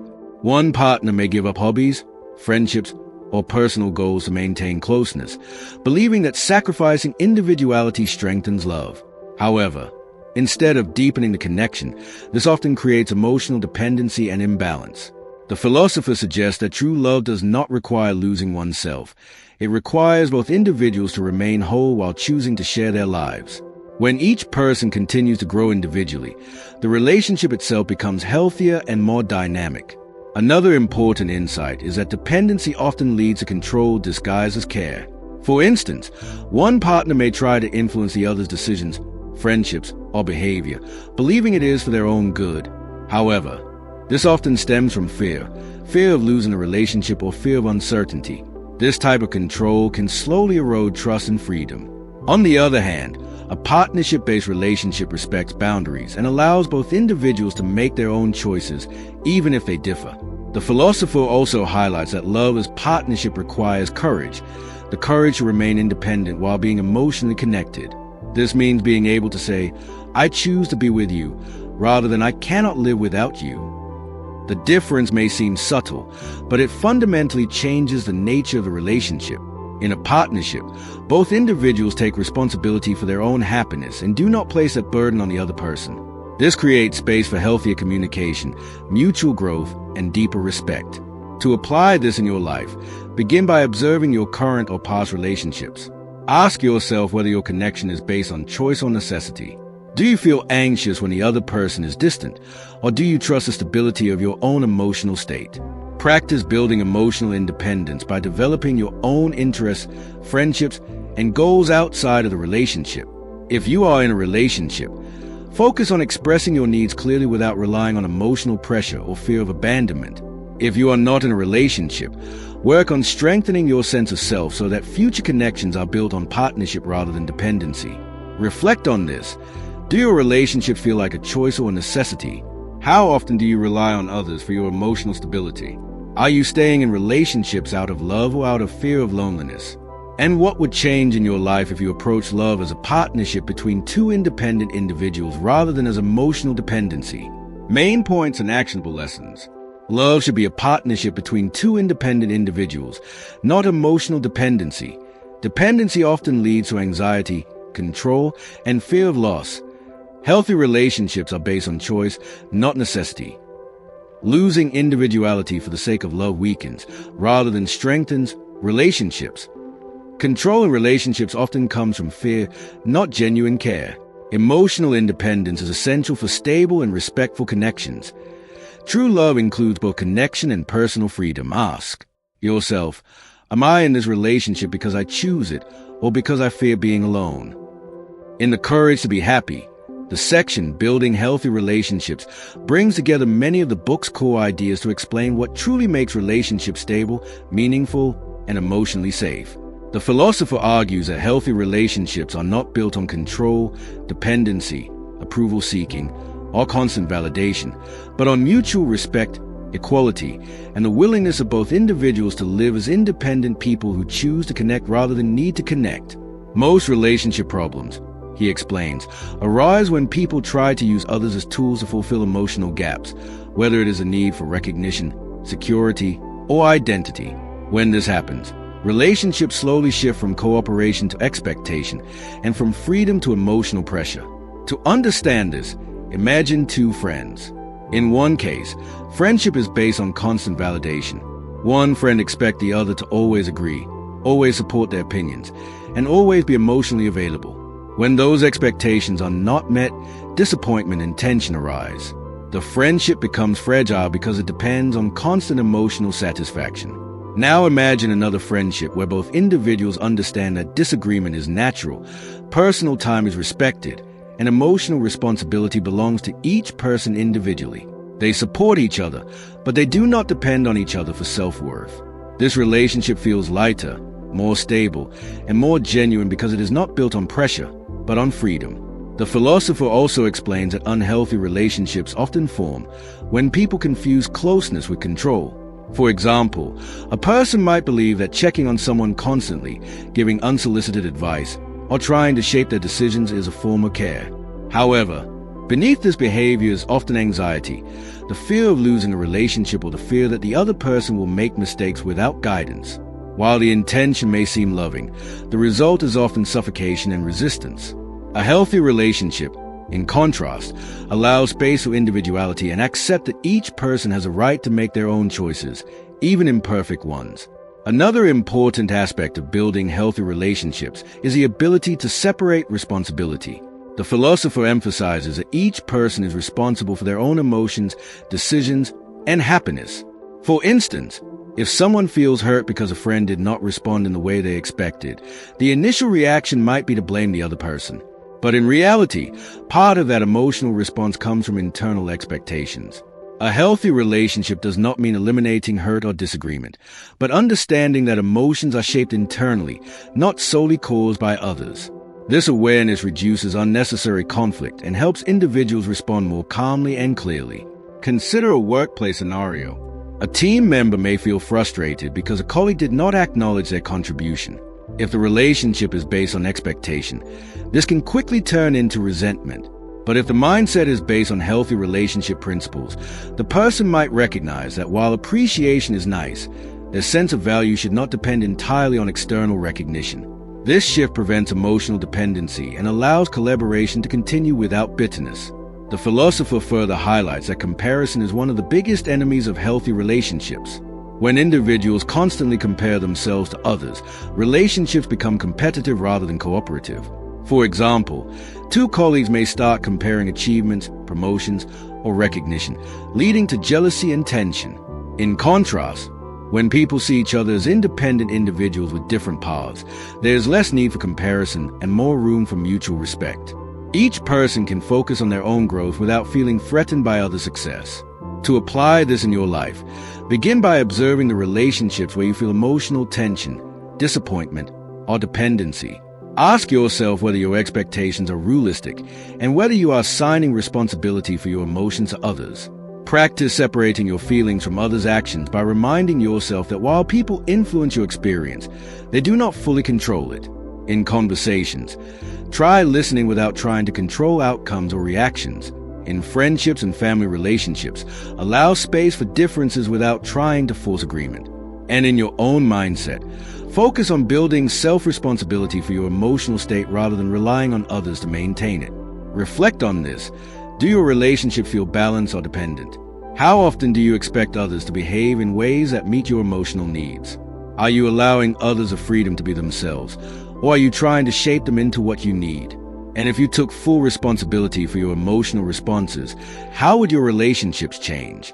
Main points and actionable lessons.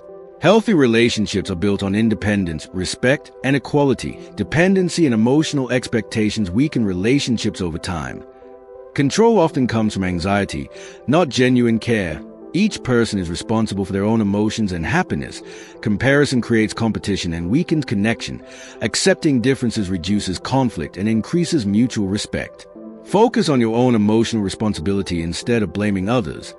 Ask yourself, am I building relationships based on freedom or emotional dependency?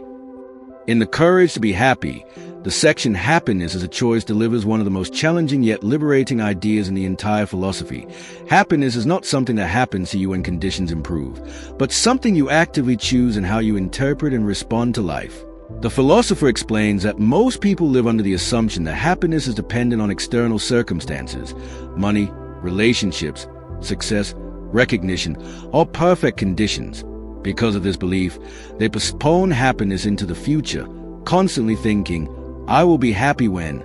But this mindset keeps happiness always out of reach, because conditions are never permanently perfect. To understand this, imagine someone who says, I will be happy when I get a better job. They work hard, achieve a promotion, and feel satisfied for a short time.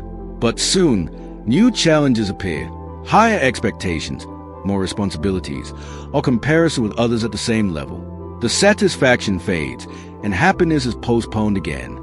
Now imagine another person in a similar situation who decides to find meaning and satisfaction in their current role by focusing on contribution, learning, and growth. Even without changing external circumstances, they experience a more stable sense of fulfillment because their happiness is not tied solely to outcomes. The philosopher emphasizes that happiness is not a final destination, but a way of living in the present moment.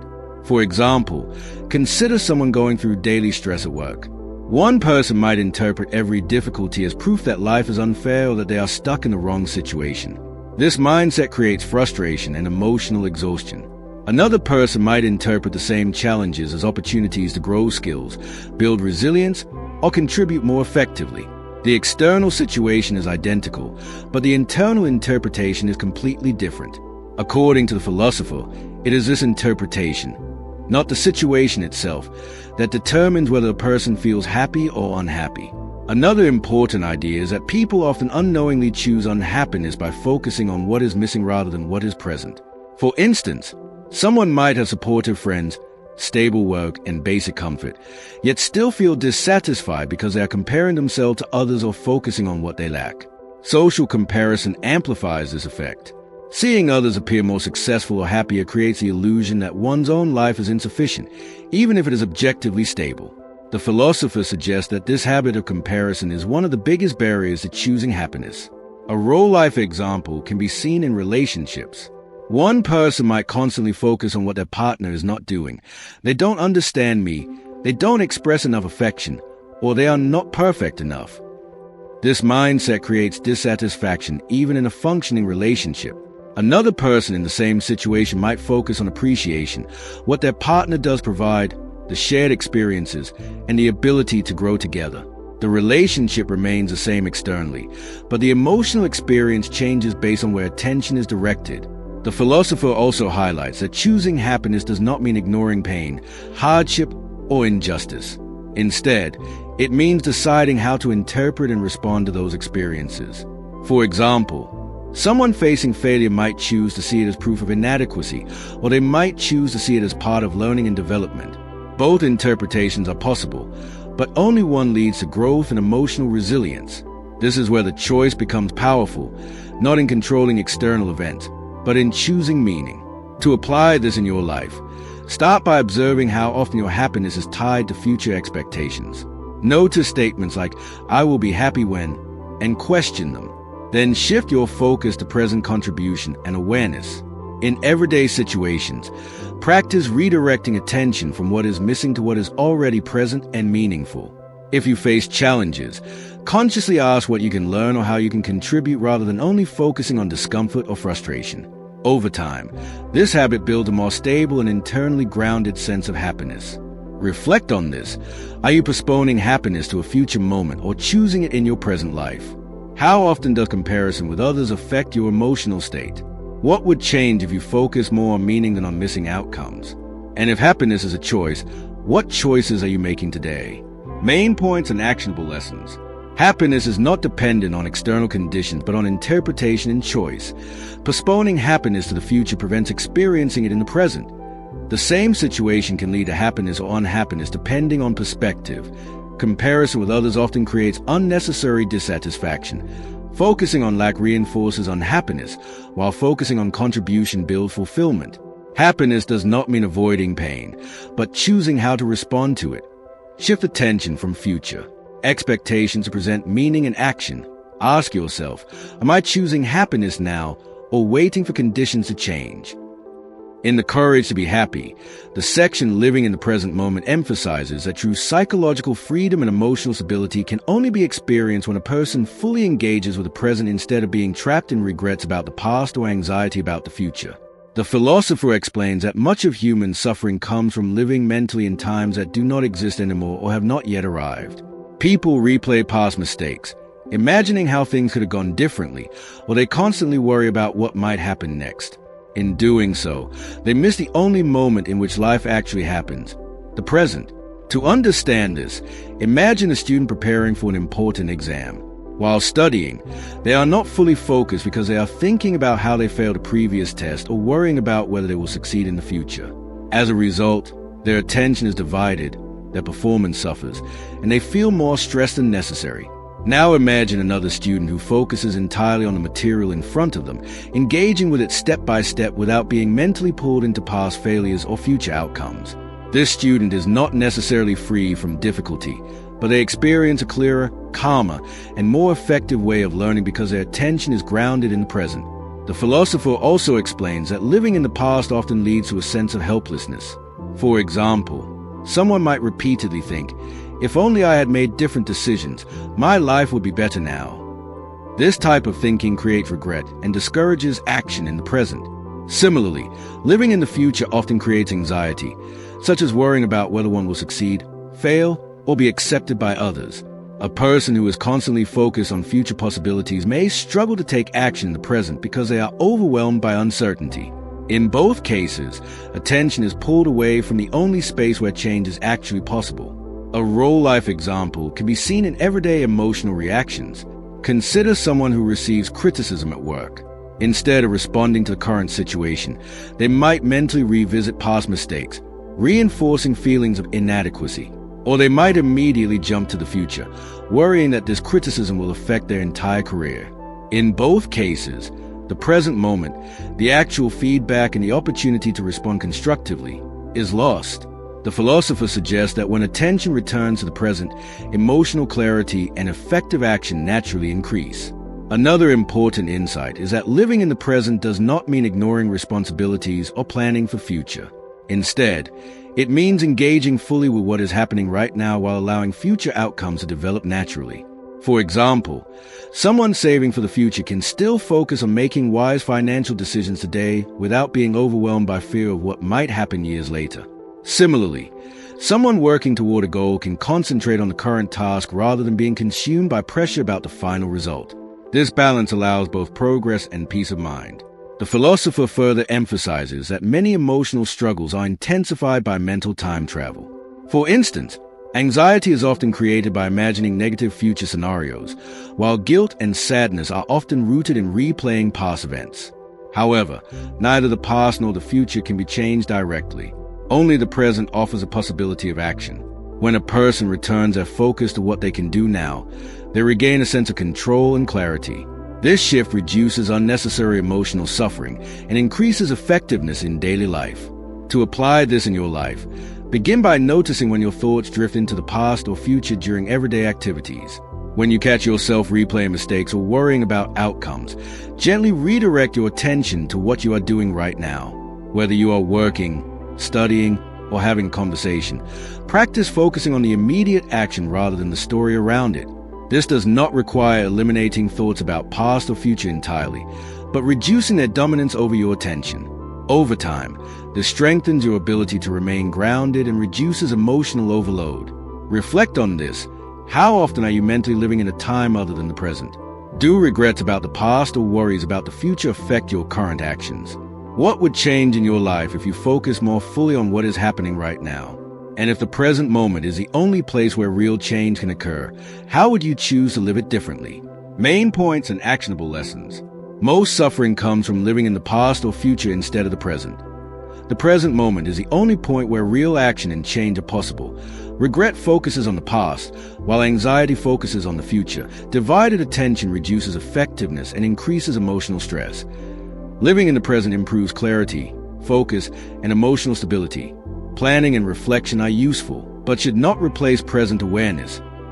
Redirect attention back to current actions whenever the mind drifts. Ask yourself, am I truly living in this moment or trapped in another time?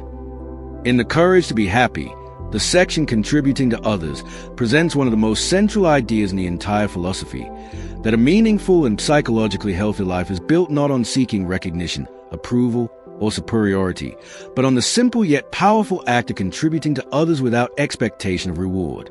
The philosopher explains that many people struggle with feelings of emptiness or dissatisfaction because they are focused inward, constantly asking whether they are valued, appreciated, or successful compared to others.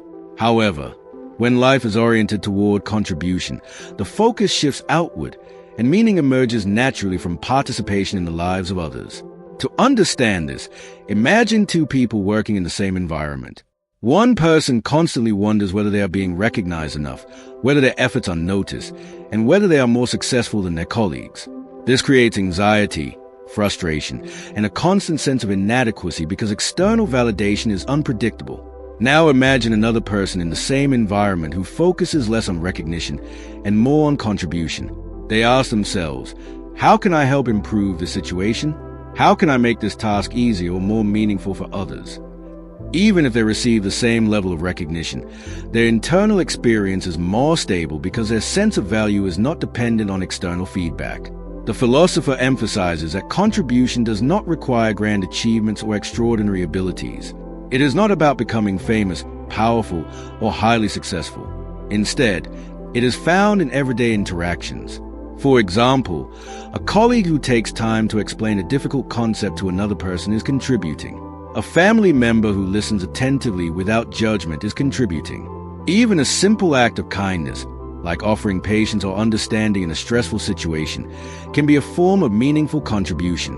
The value of contribution lies not in scale, but in intention. A real-life example can be seen in customer service or hospitality work. One employee may see their job as repetitive and meaningless, focusing only on time, salary, or external rewards. Another employee in the same role may focus on how their attitude and actions affect others' experiences, making someone's day easier, more comfortable, or more positive. While the external conditions are the same, the internal experience is completely different because one person is focused on gain, while the other is focused on contribution. The philosopher also explains that when people focus too much on being recognized, they often experience disappointment and resentment. For instance, someone might put effort into helping others but feel frustrated when the effort is not acknowledged. This creates emotional dependency on external validation. However, when the focus shifts to contribution itself, the need for recognition becomes less important. The act of helping becomes its own reward, not because it guarantees happiness, but because it creates a sense of connection and purpose that is independent of others' reactions. Another important insight is that contribution also helps reduce feelings of isolation. Many people feel disconnected from others not because they are physically alone, but because they are emotionally self-focused. When someone constantly thinks about how they are being perceived, judged, or treated, they remain centered on themselves. But when attention shifts outward toward how they can support, assist, or understand others, a natural sense of connection develops. For example, someone who feels lonely might experience relief not by seeking attention, but by engaging in small acts of kindness or support toward others, even in simple daily interactions. The philosopher is careful to clarify that contribution does not mean self-sacrifice or neglecting one's own needs. It is not about becoming dependent on being useful or constantly giving without balance. Instead, it is about recognizing that human beings naturally exist in relationships, and that meaning arises when we participate in those relationships in a positive and voluntary way. For example, setting boundaries while still being supportive is also a form of healthy contribution, because it maintains both respect for oneself and others. To apply this in your life, begin by shifting your attention during daily interactions from what am I getting from this to what can I offer in this situation. This does not need to be dramatic or forced. It can be as simple as listening more attentively in conversations, offering help when appropriate, or completing tasks with the awareness that they affect others in some way. In your wake, focus less on comparison and more on how your actions create value for the team or environment. In relationships, practice small acts of support without expecting immediate recognition or reward. Over time, this shift changes how you experience your role in the world. Reflect on this. Are you more focused on what you receive or what you contribute? How often do you feel dissatisfied because your efforts are not recognized? What would change if your sense of meaning came from contribution rather than approval? And if every interaction is an opportunity to contribute in some way, how would you approach your daily life differently? Main points and actionable lessons. Meaningful life is built through contribution, not recognition or comparison. Contribution exists in small, everyday actions, not only major achievements. Focusing on recognition creates emotional dependency and dissatisfaction. Contribution naturally reduces feelings of isolation and increases connection. Healthy contribution does not require self-sacrifice or neglect of personal needs. The shift from "what do I get" to "what can I give" changes life perspective. Purpose is found in participation, in others' lives, not in external validation. Ask yourself, am I living for recognition, or am I living through contribution? In The Courage to Be Happy, the overall message of the book comes together as a powerful philosophical shift in how happiness, relationships, work, and identity are understood. The philosopher argues that most human suffering does not come from external circumstances, but from the way people interpret those circumstances through lenses of comparison, approval-seeking, dependency, and fear of rejection. The book consistently challenges the reader to abandon the idea that happiness is something granted by others or achieved through perfect conditions, and instead to recognize that happiness is something built through courage, the courage to live authentically, contribute to others, and take responsibility for one's own emotional life. At its core, the book emphasizes that life becomes meaningful when individuals stop living for approval and start living with purpose rooted in contribution. Imagine a person who spends years trying to meet everyone's expectations. Parents, society, friends, colleagues, constantly adjusting their behavior to avoid criticism. Even if they achieve external success, they may still feel empty because their life is shaped by other standards rather than their own values. Now contrast this with someone who chooses a different path. They accept that not everyone will approve of their choices, but they focus on living in alignment with their beliefs and contributing positively to the people around them. This person may still face criticism or disagreement, but they experience a deeper sense of freedom because their life is self-directed. The philosopher also highlights that many psychological struggles arise from distorted relationship dynamics. People often try to gain happiness through dependency, expecting others to fulfill emotional needs, provide validation, or guarantee security. For example, in relationships, someone might expect their partner to eliminate feelings of loneliness or insecurity. In friendships, someone might rely heavily on others for validation or emotional stability. In workplaces, individuals may seek recognition as a primary source of self-worth. However, all of these approaches create instability because external validation is unpredictable and temporary. The book suggests that true emotional stability comes from recognizing that each person is responsible for their own inner world. A real-life example can be seen in how people react to failure. One person may interpret failure as proof that they are not good enough, leading to shame and withdrawal. Another person may interpret the same failure as a learning experience and an opportunity for growth. The external event is identical, but the internal interpretation creates completely different emotional outcomes. The philosopher repeatedly emphasizes that freedom lies not in controlling external events, but in choosing how to interpret and respond to them. The book also challenges the idea that happiness comes from being liked or accepted by everyone. Instead, it suggests that trying to be universally liked leads to self-denial and emotional exhaustion. For instance, Someone might avoid expressing honest opinions or setting boundaries because they fear rejection. Over time, this creates internal conflict and resentment. The alternative is to accept that disagreement is a natural part of human relationships and that being disliked does not diminish personal worth. This realization creates emotional freedom and reduces the pressure of constantly managing others' perceptions. Another central idea is the importance of contribution. The philosopher explains that meaning in life is not found in achieving superiority or recognition, but in participating in the well-being of others. Whether in work, relationships, or daily interactions, contribution transforms ordinary actions into meaningful experiences. For example, a person working in a simple job may feel dissatisfied if they focus only on status or comparison, but if they focus on how their work helps others, their experience becomes more fulfilling. Similarly, in personal relationships, small acts of support and understanding become the foundation of deeper connection. The book also repeatedly returns to the idea of present moment living. Many people suffer because they are trapped in regrets about the past or anxieties about the future. However, real change and action are only possible in the present. By focusing on what can be done now, individuals regain a sense of control and clarity. This does not mean ignoring the past or future, but rather preventing them from dominating emotional life.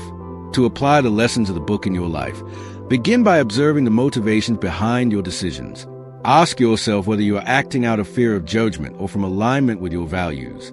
Practice small acts of independence by making choices without seeking unnecessary approval. In relationships, focus on contribution rather than expectation. At work or in daily responsibilities, shift attention from recognition to usefulness.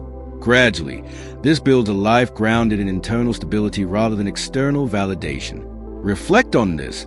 Are you living according to your own values or the expectations of others? How much of your emotional state depends on external approval? Do you see challenges as threats, opportunities for growth? And if happiness is not something to be received but something to be chosen and created, what choices are you making today? Main points and actionable lessons. Happiness is not dependent on external conditions but on internal interpretation and choice. Seeking approval leads to emotional instability and loss of authenticity. Dependency in relationships creates insecurity. Independence creates stability. Meaning in life comes from contribution, not comparison or recognition.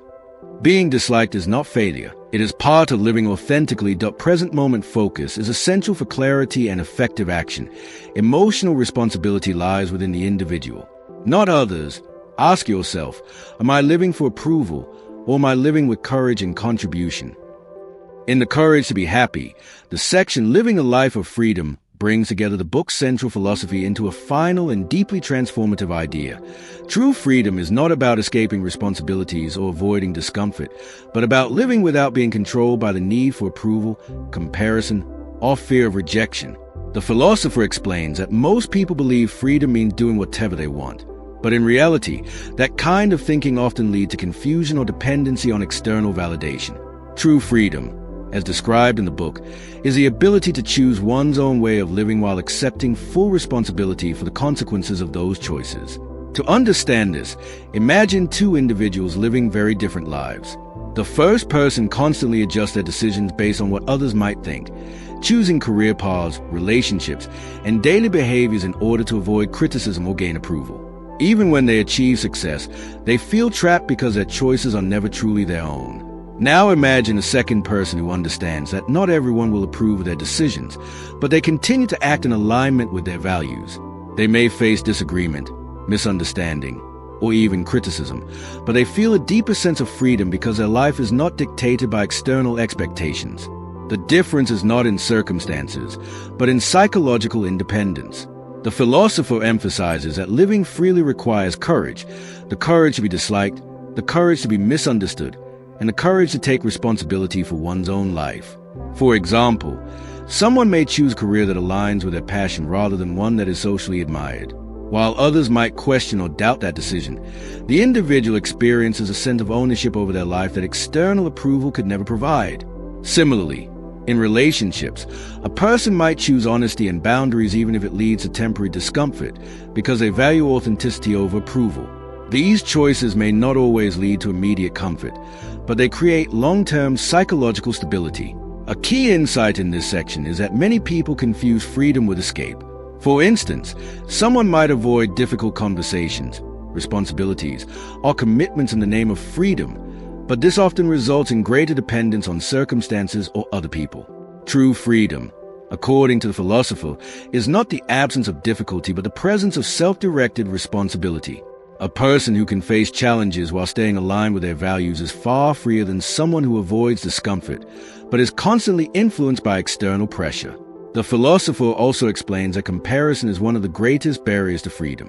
When people constantly compare themselves to others, they unconsciously place their self-worth in external rankings, success, wealth, popularity, or achievement. This creates a mental prison where life is always evaluated against someone else's progress. For example, someone may feel unhappy not because their life is lacking, but because they see others appearing more successful. However, when comparison is removed, individuals can focus on their own path, making decisions based on personal values rather than external benchmarks. Another important idea is that freedom does not eliminate responsibility, it deepens it. When a person stops relying on approval or external validation, they must take full responsibility for their decisions, emotions, and outcomes. For example, if someone chooses to pursue a non-traditional career path, they cannot blame others for challenges or setbacks. Instead, they learn to own both success and failure as part of their chosen direction. This responsibility is what makes freedom meaningful rather than chaotic. The philosopher also highlights that living freely improves relationships because it removes hidden expectations. When individuals are not trying to control or be controlled, relationships become more honest and respectful.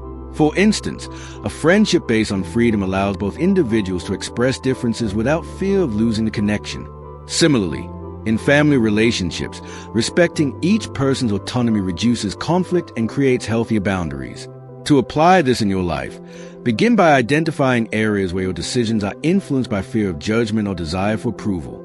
Practice making small choices based on your values rather than external expectations. Allow yourself to be misunderstood without immediately trying to correct others' opinions. Focus on building a life that reflects your own definition of meaning rather than a socially accepted standard. Over time, these small acts of independence build psychological strength and clarity. Reflect on this. Are your choices truly your own, or are they shaped by fear of what others might think? How often do you sacrifice your values for approval or acceptance? What would your life look like if you no longer needed permission to live it? And if freedom means living according to your own values while accepting responsibility, are you ready to live that way? Main points and actionable lessons. True freedom means living according to your own values, not others' expectations. Seeking approval creates psychological dependence and limits autonomy. Freedom requires courage to be disliked and misunderstood. Comparison is a major barrier to personal freedom and contentment. Freedom does not mean avoiding responsibility. It means owning it fully. Relationships become healthier when based on independence and respect. Small daily choices build long-term psychological freedom. Ask yourself, am I living freely, or am I living for approval? In The Courage to Be Happy, the section Embracing Your True Self explores one of the most liberating yet difficult psychological shifts a person can make, accepting oneself without conditions, comparisons, or the need for external validation. The philosopher explains that many people spend their entire lives trying to become someone better in order to finally feel worthy of acceptance, whether from parents, society, friends, or even themselves.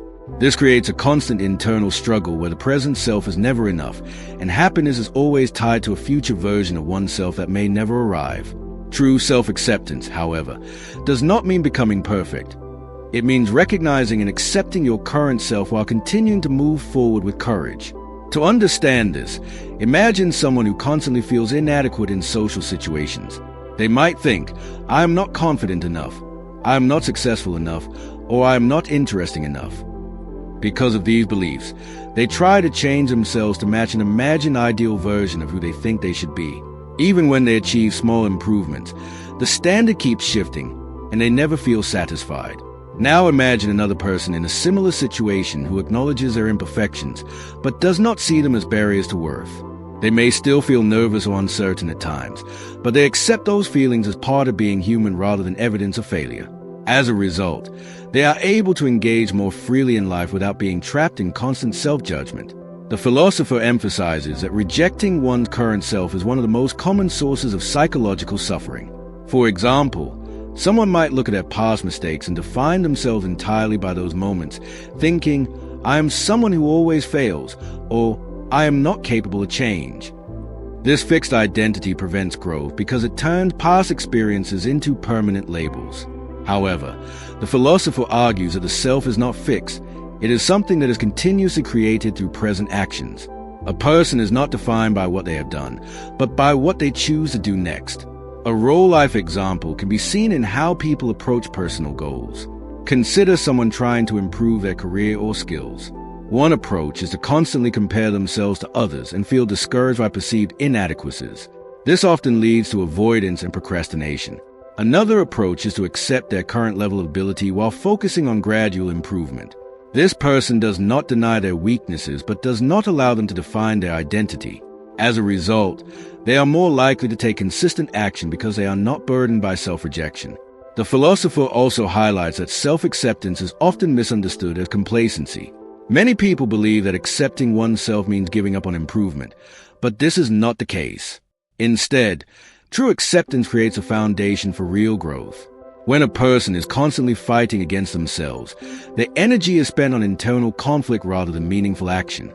But when they accept themselves as they are, they free up emotional energy to focus on change.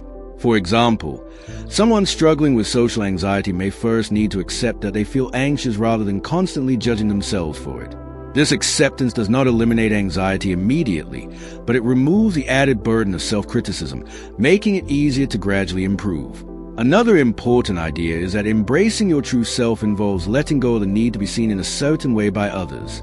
Many people shape their personality, opinions, and behavior based on what they think will be accepted or admired. For instance, someone might hide their true interests or opinions in order to fit into a group. Over time, this creates a disconnect between their inner self and their outward expression, leading to feelings of emptiness or confusion. The philosopher suggests that freedom begins when a person allows themselves to be seen as they truly are, even if not everyone approves. A practical example can be found in everyday relationships. Someone might feel pressure to always appear confident, successful, or agreeable in front of others.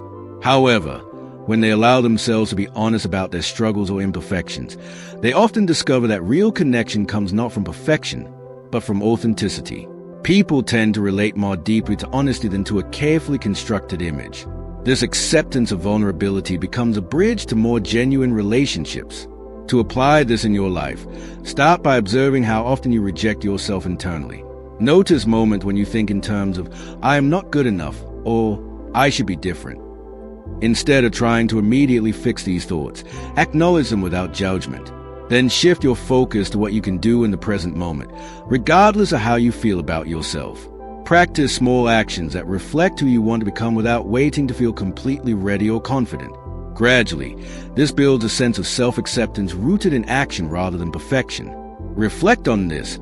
How often do you reject your current self in pursuit of an ideal version?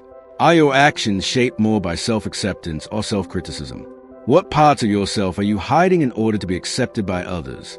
And if you stopped trying to become someone else and started working with who you already are, how would your life change? Main points and actionable lessons. Self-acceptance means recognizing yourself as you are, not as you think you should be. Constant self-rejection creates internal conflict and blocks personal growth. The self is not fixed. It is shaped by present actions, not past identity. Acceptance is not complacency. It is a foundation for meaningful change. Trying to appear perfect creates disconnection from your true self. Authenticity leads to deeper and more meaningful relationships. Growth becomes easier when self-judgment is reduced. Ask yourself, am I living as my true self, or as who I think others want me to be? In The Courage to Be Happy, the section Final Lessons on Happiness brings together the core philosophy of the entire book into a final reflection on what it truly means to live a happy life. The philosopher explains that happiness is not a distant goal to be achieved through success, approval, or perfect circumstances, but a way of living that emerges when a person takes responsibility for their own life, stops living under control of others' expectations, and begins to engage in meaningful contribution to the world around them. The final message is not about changing the world or other people, but about changing how one chooses to live within it. To understand this, imagine a person who spends most of their life chasing external validation. They move from goal to goal, education, job, relationships, achievements, always believing that happiness will arrive after the next milestone. But even when they reach those milestones, the satisfaction is temporary because their sense of worth is still dependent on external approval. Now imagine another person who gradually shifts their focus from approval to contribution, from comparison to independence, and from fear of judgment to living according to their own values. This person still faces challenges, failures, and criticism, but their inner stability is no longer completely shaken by external circumstances. The difference between these two lives is not external success, but internal orientation. The philosopher emphasizes that many people misunderstand happiness as something that should feel constant and effortless.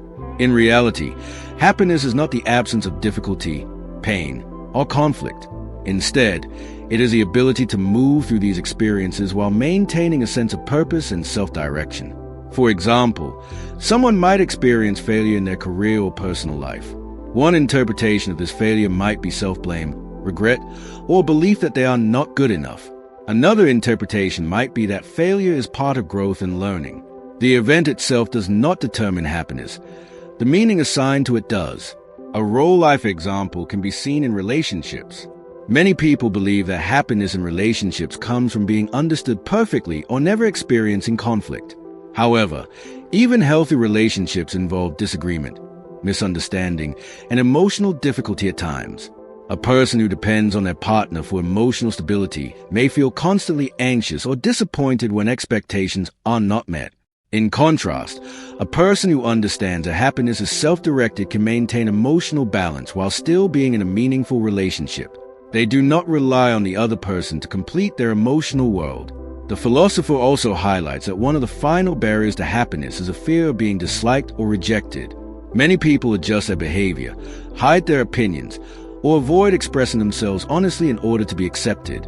However, this creates a life that is shaped by external control rather than internal freedom. The final lesson is that true happiness requires the courage to be authentic, even if it leads to disagreement or misunderstanding. Being disliked is not a failure. It is a natural consequence of living as an independent individual. Another key idea is that happiness is deeply connected to contribution. Instead of focusing on what one can gain from others or from life, the philosopher suggests focusing on what one can offer. For instance, a person in a simple job might feel unfulfilled if they focus only on salary or status. But if they focus on how their work contributes to others, making someone's day easier, solving problems, or supporting a system, they can find meaning even in ordinary tasks. Happiness, in this sense, is not about escaping ordinary life but about engaging with it more consciously. The philosopher also reminds a reader that self-acceptance is essential for happiness. Many people struggle because they constantly reject who they are in the present, believing they must become someone else before they can feel worthy. However, this creates a cycle where happiness is always delayed. By accepting oneself as imperfect yet capable of growth, a person can begin to act without being paralyzed by self-judgment. This acceptance does not mean stagnation. It means moving forward without internal conflict. To apply these final lessons in your life, begin by observing where your happiness is currently dependent on external outcomes, success, approval, relationships, or comparisons.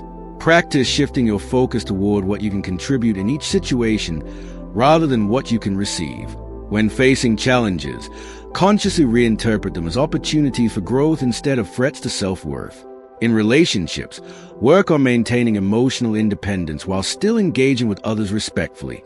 Most importantly, practice making decisions based on your values rather than fear of judgment or rejection. Reflect on this. Are you still waiting for happiness to arrive after your next achievement, or are you choosing to live it now? How much of your emotional life depends on external validation? Do you define happiness as comfort and approval, or as living with purpose and authenticity? And if happiness is not something to be found, but something to be created, what kind of life are you building today? Main points and actionable lessons. Happiness is not a destination, but a way of living in the present. External success and approval do not guarantee lasting happiness. True happiness comes from responsibility, contribution, and self-direction. Fear of rejection and disapproval is a major barrier to authentic living. Meaning is found in how we interpret experiences, not the experiences themselves. Emotional independence is essential for stable relationships, and self-worth. Self-acceptance allows growth without internal conflict. Ask yourself, Am I living for future happiness or choosing it in my present life? As we reach the end of this journey through the courage to be happy, remember the core message. Happiness is not something you receive from others or achieve through perfect conditions. It is something you choose by living with courage, taking responsibility for your life, focusing on contribution instead of approval, and staying present in the only moment that truly exists right now. If you take even one idea from this video, let it be this. Stop waiting for happiness, stop living for approval, and start building a life that reflects your values through your daily actions. If this summary helped you understand the book, support the channel by liking the video, subscribing to Visual Books, and sharing it with someone who needs clarity and motivation in their life.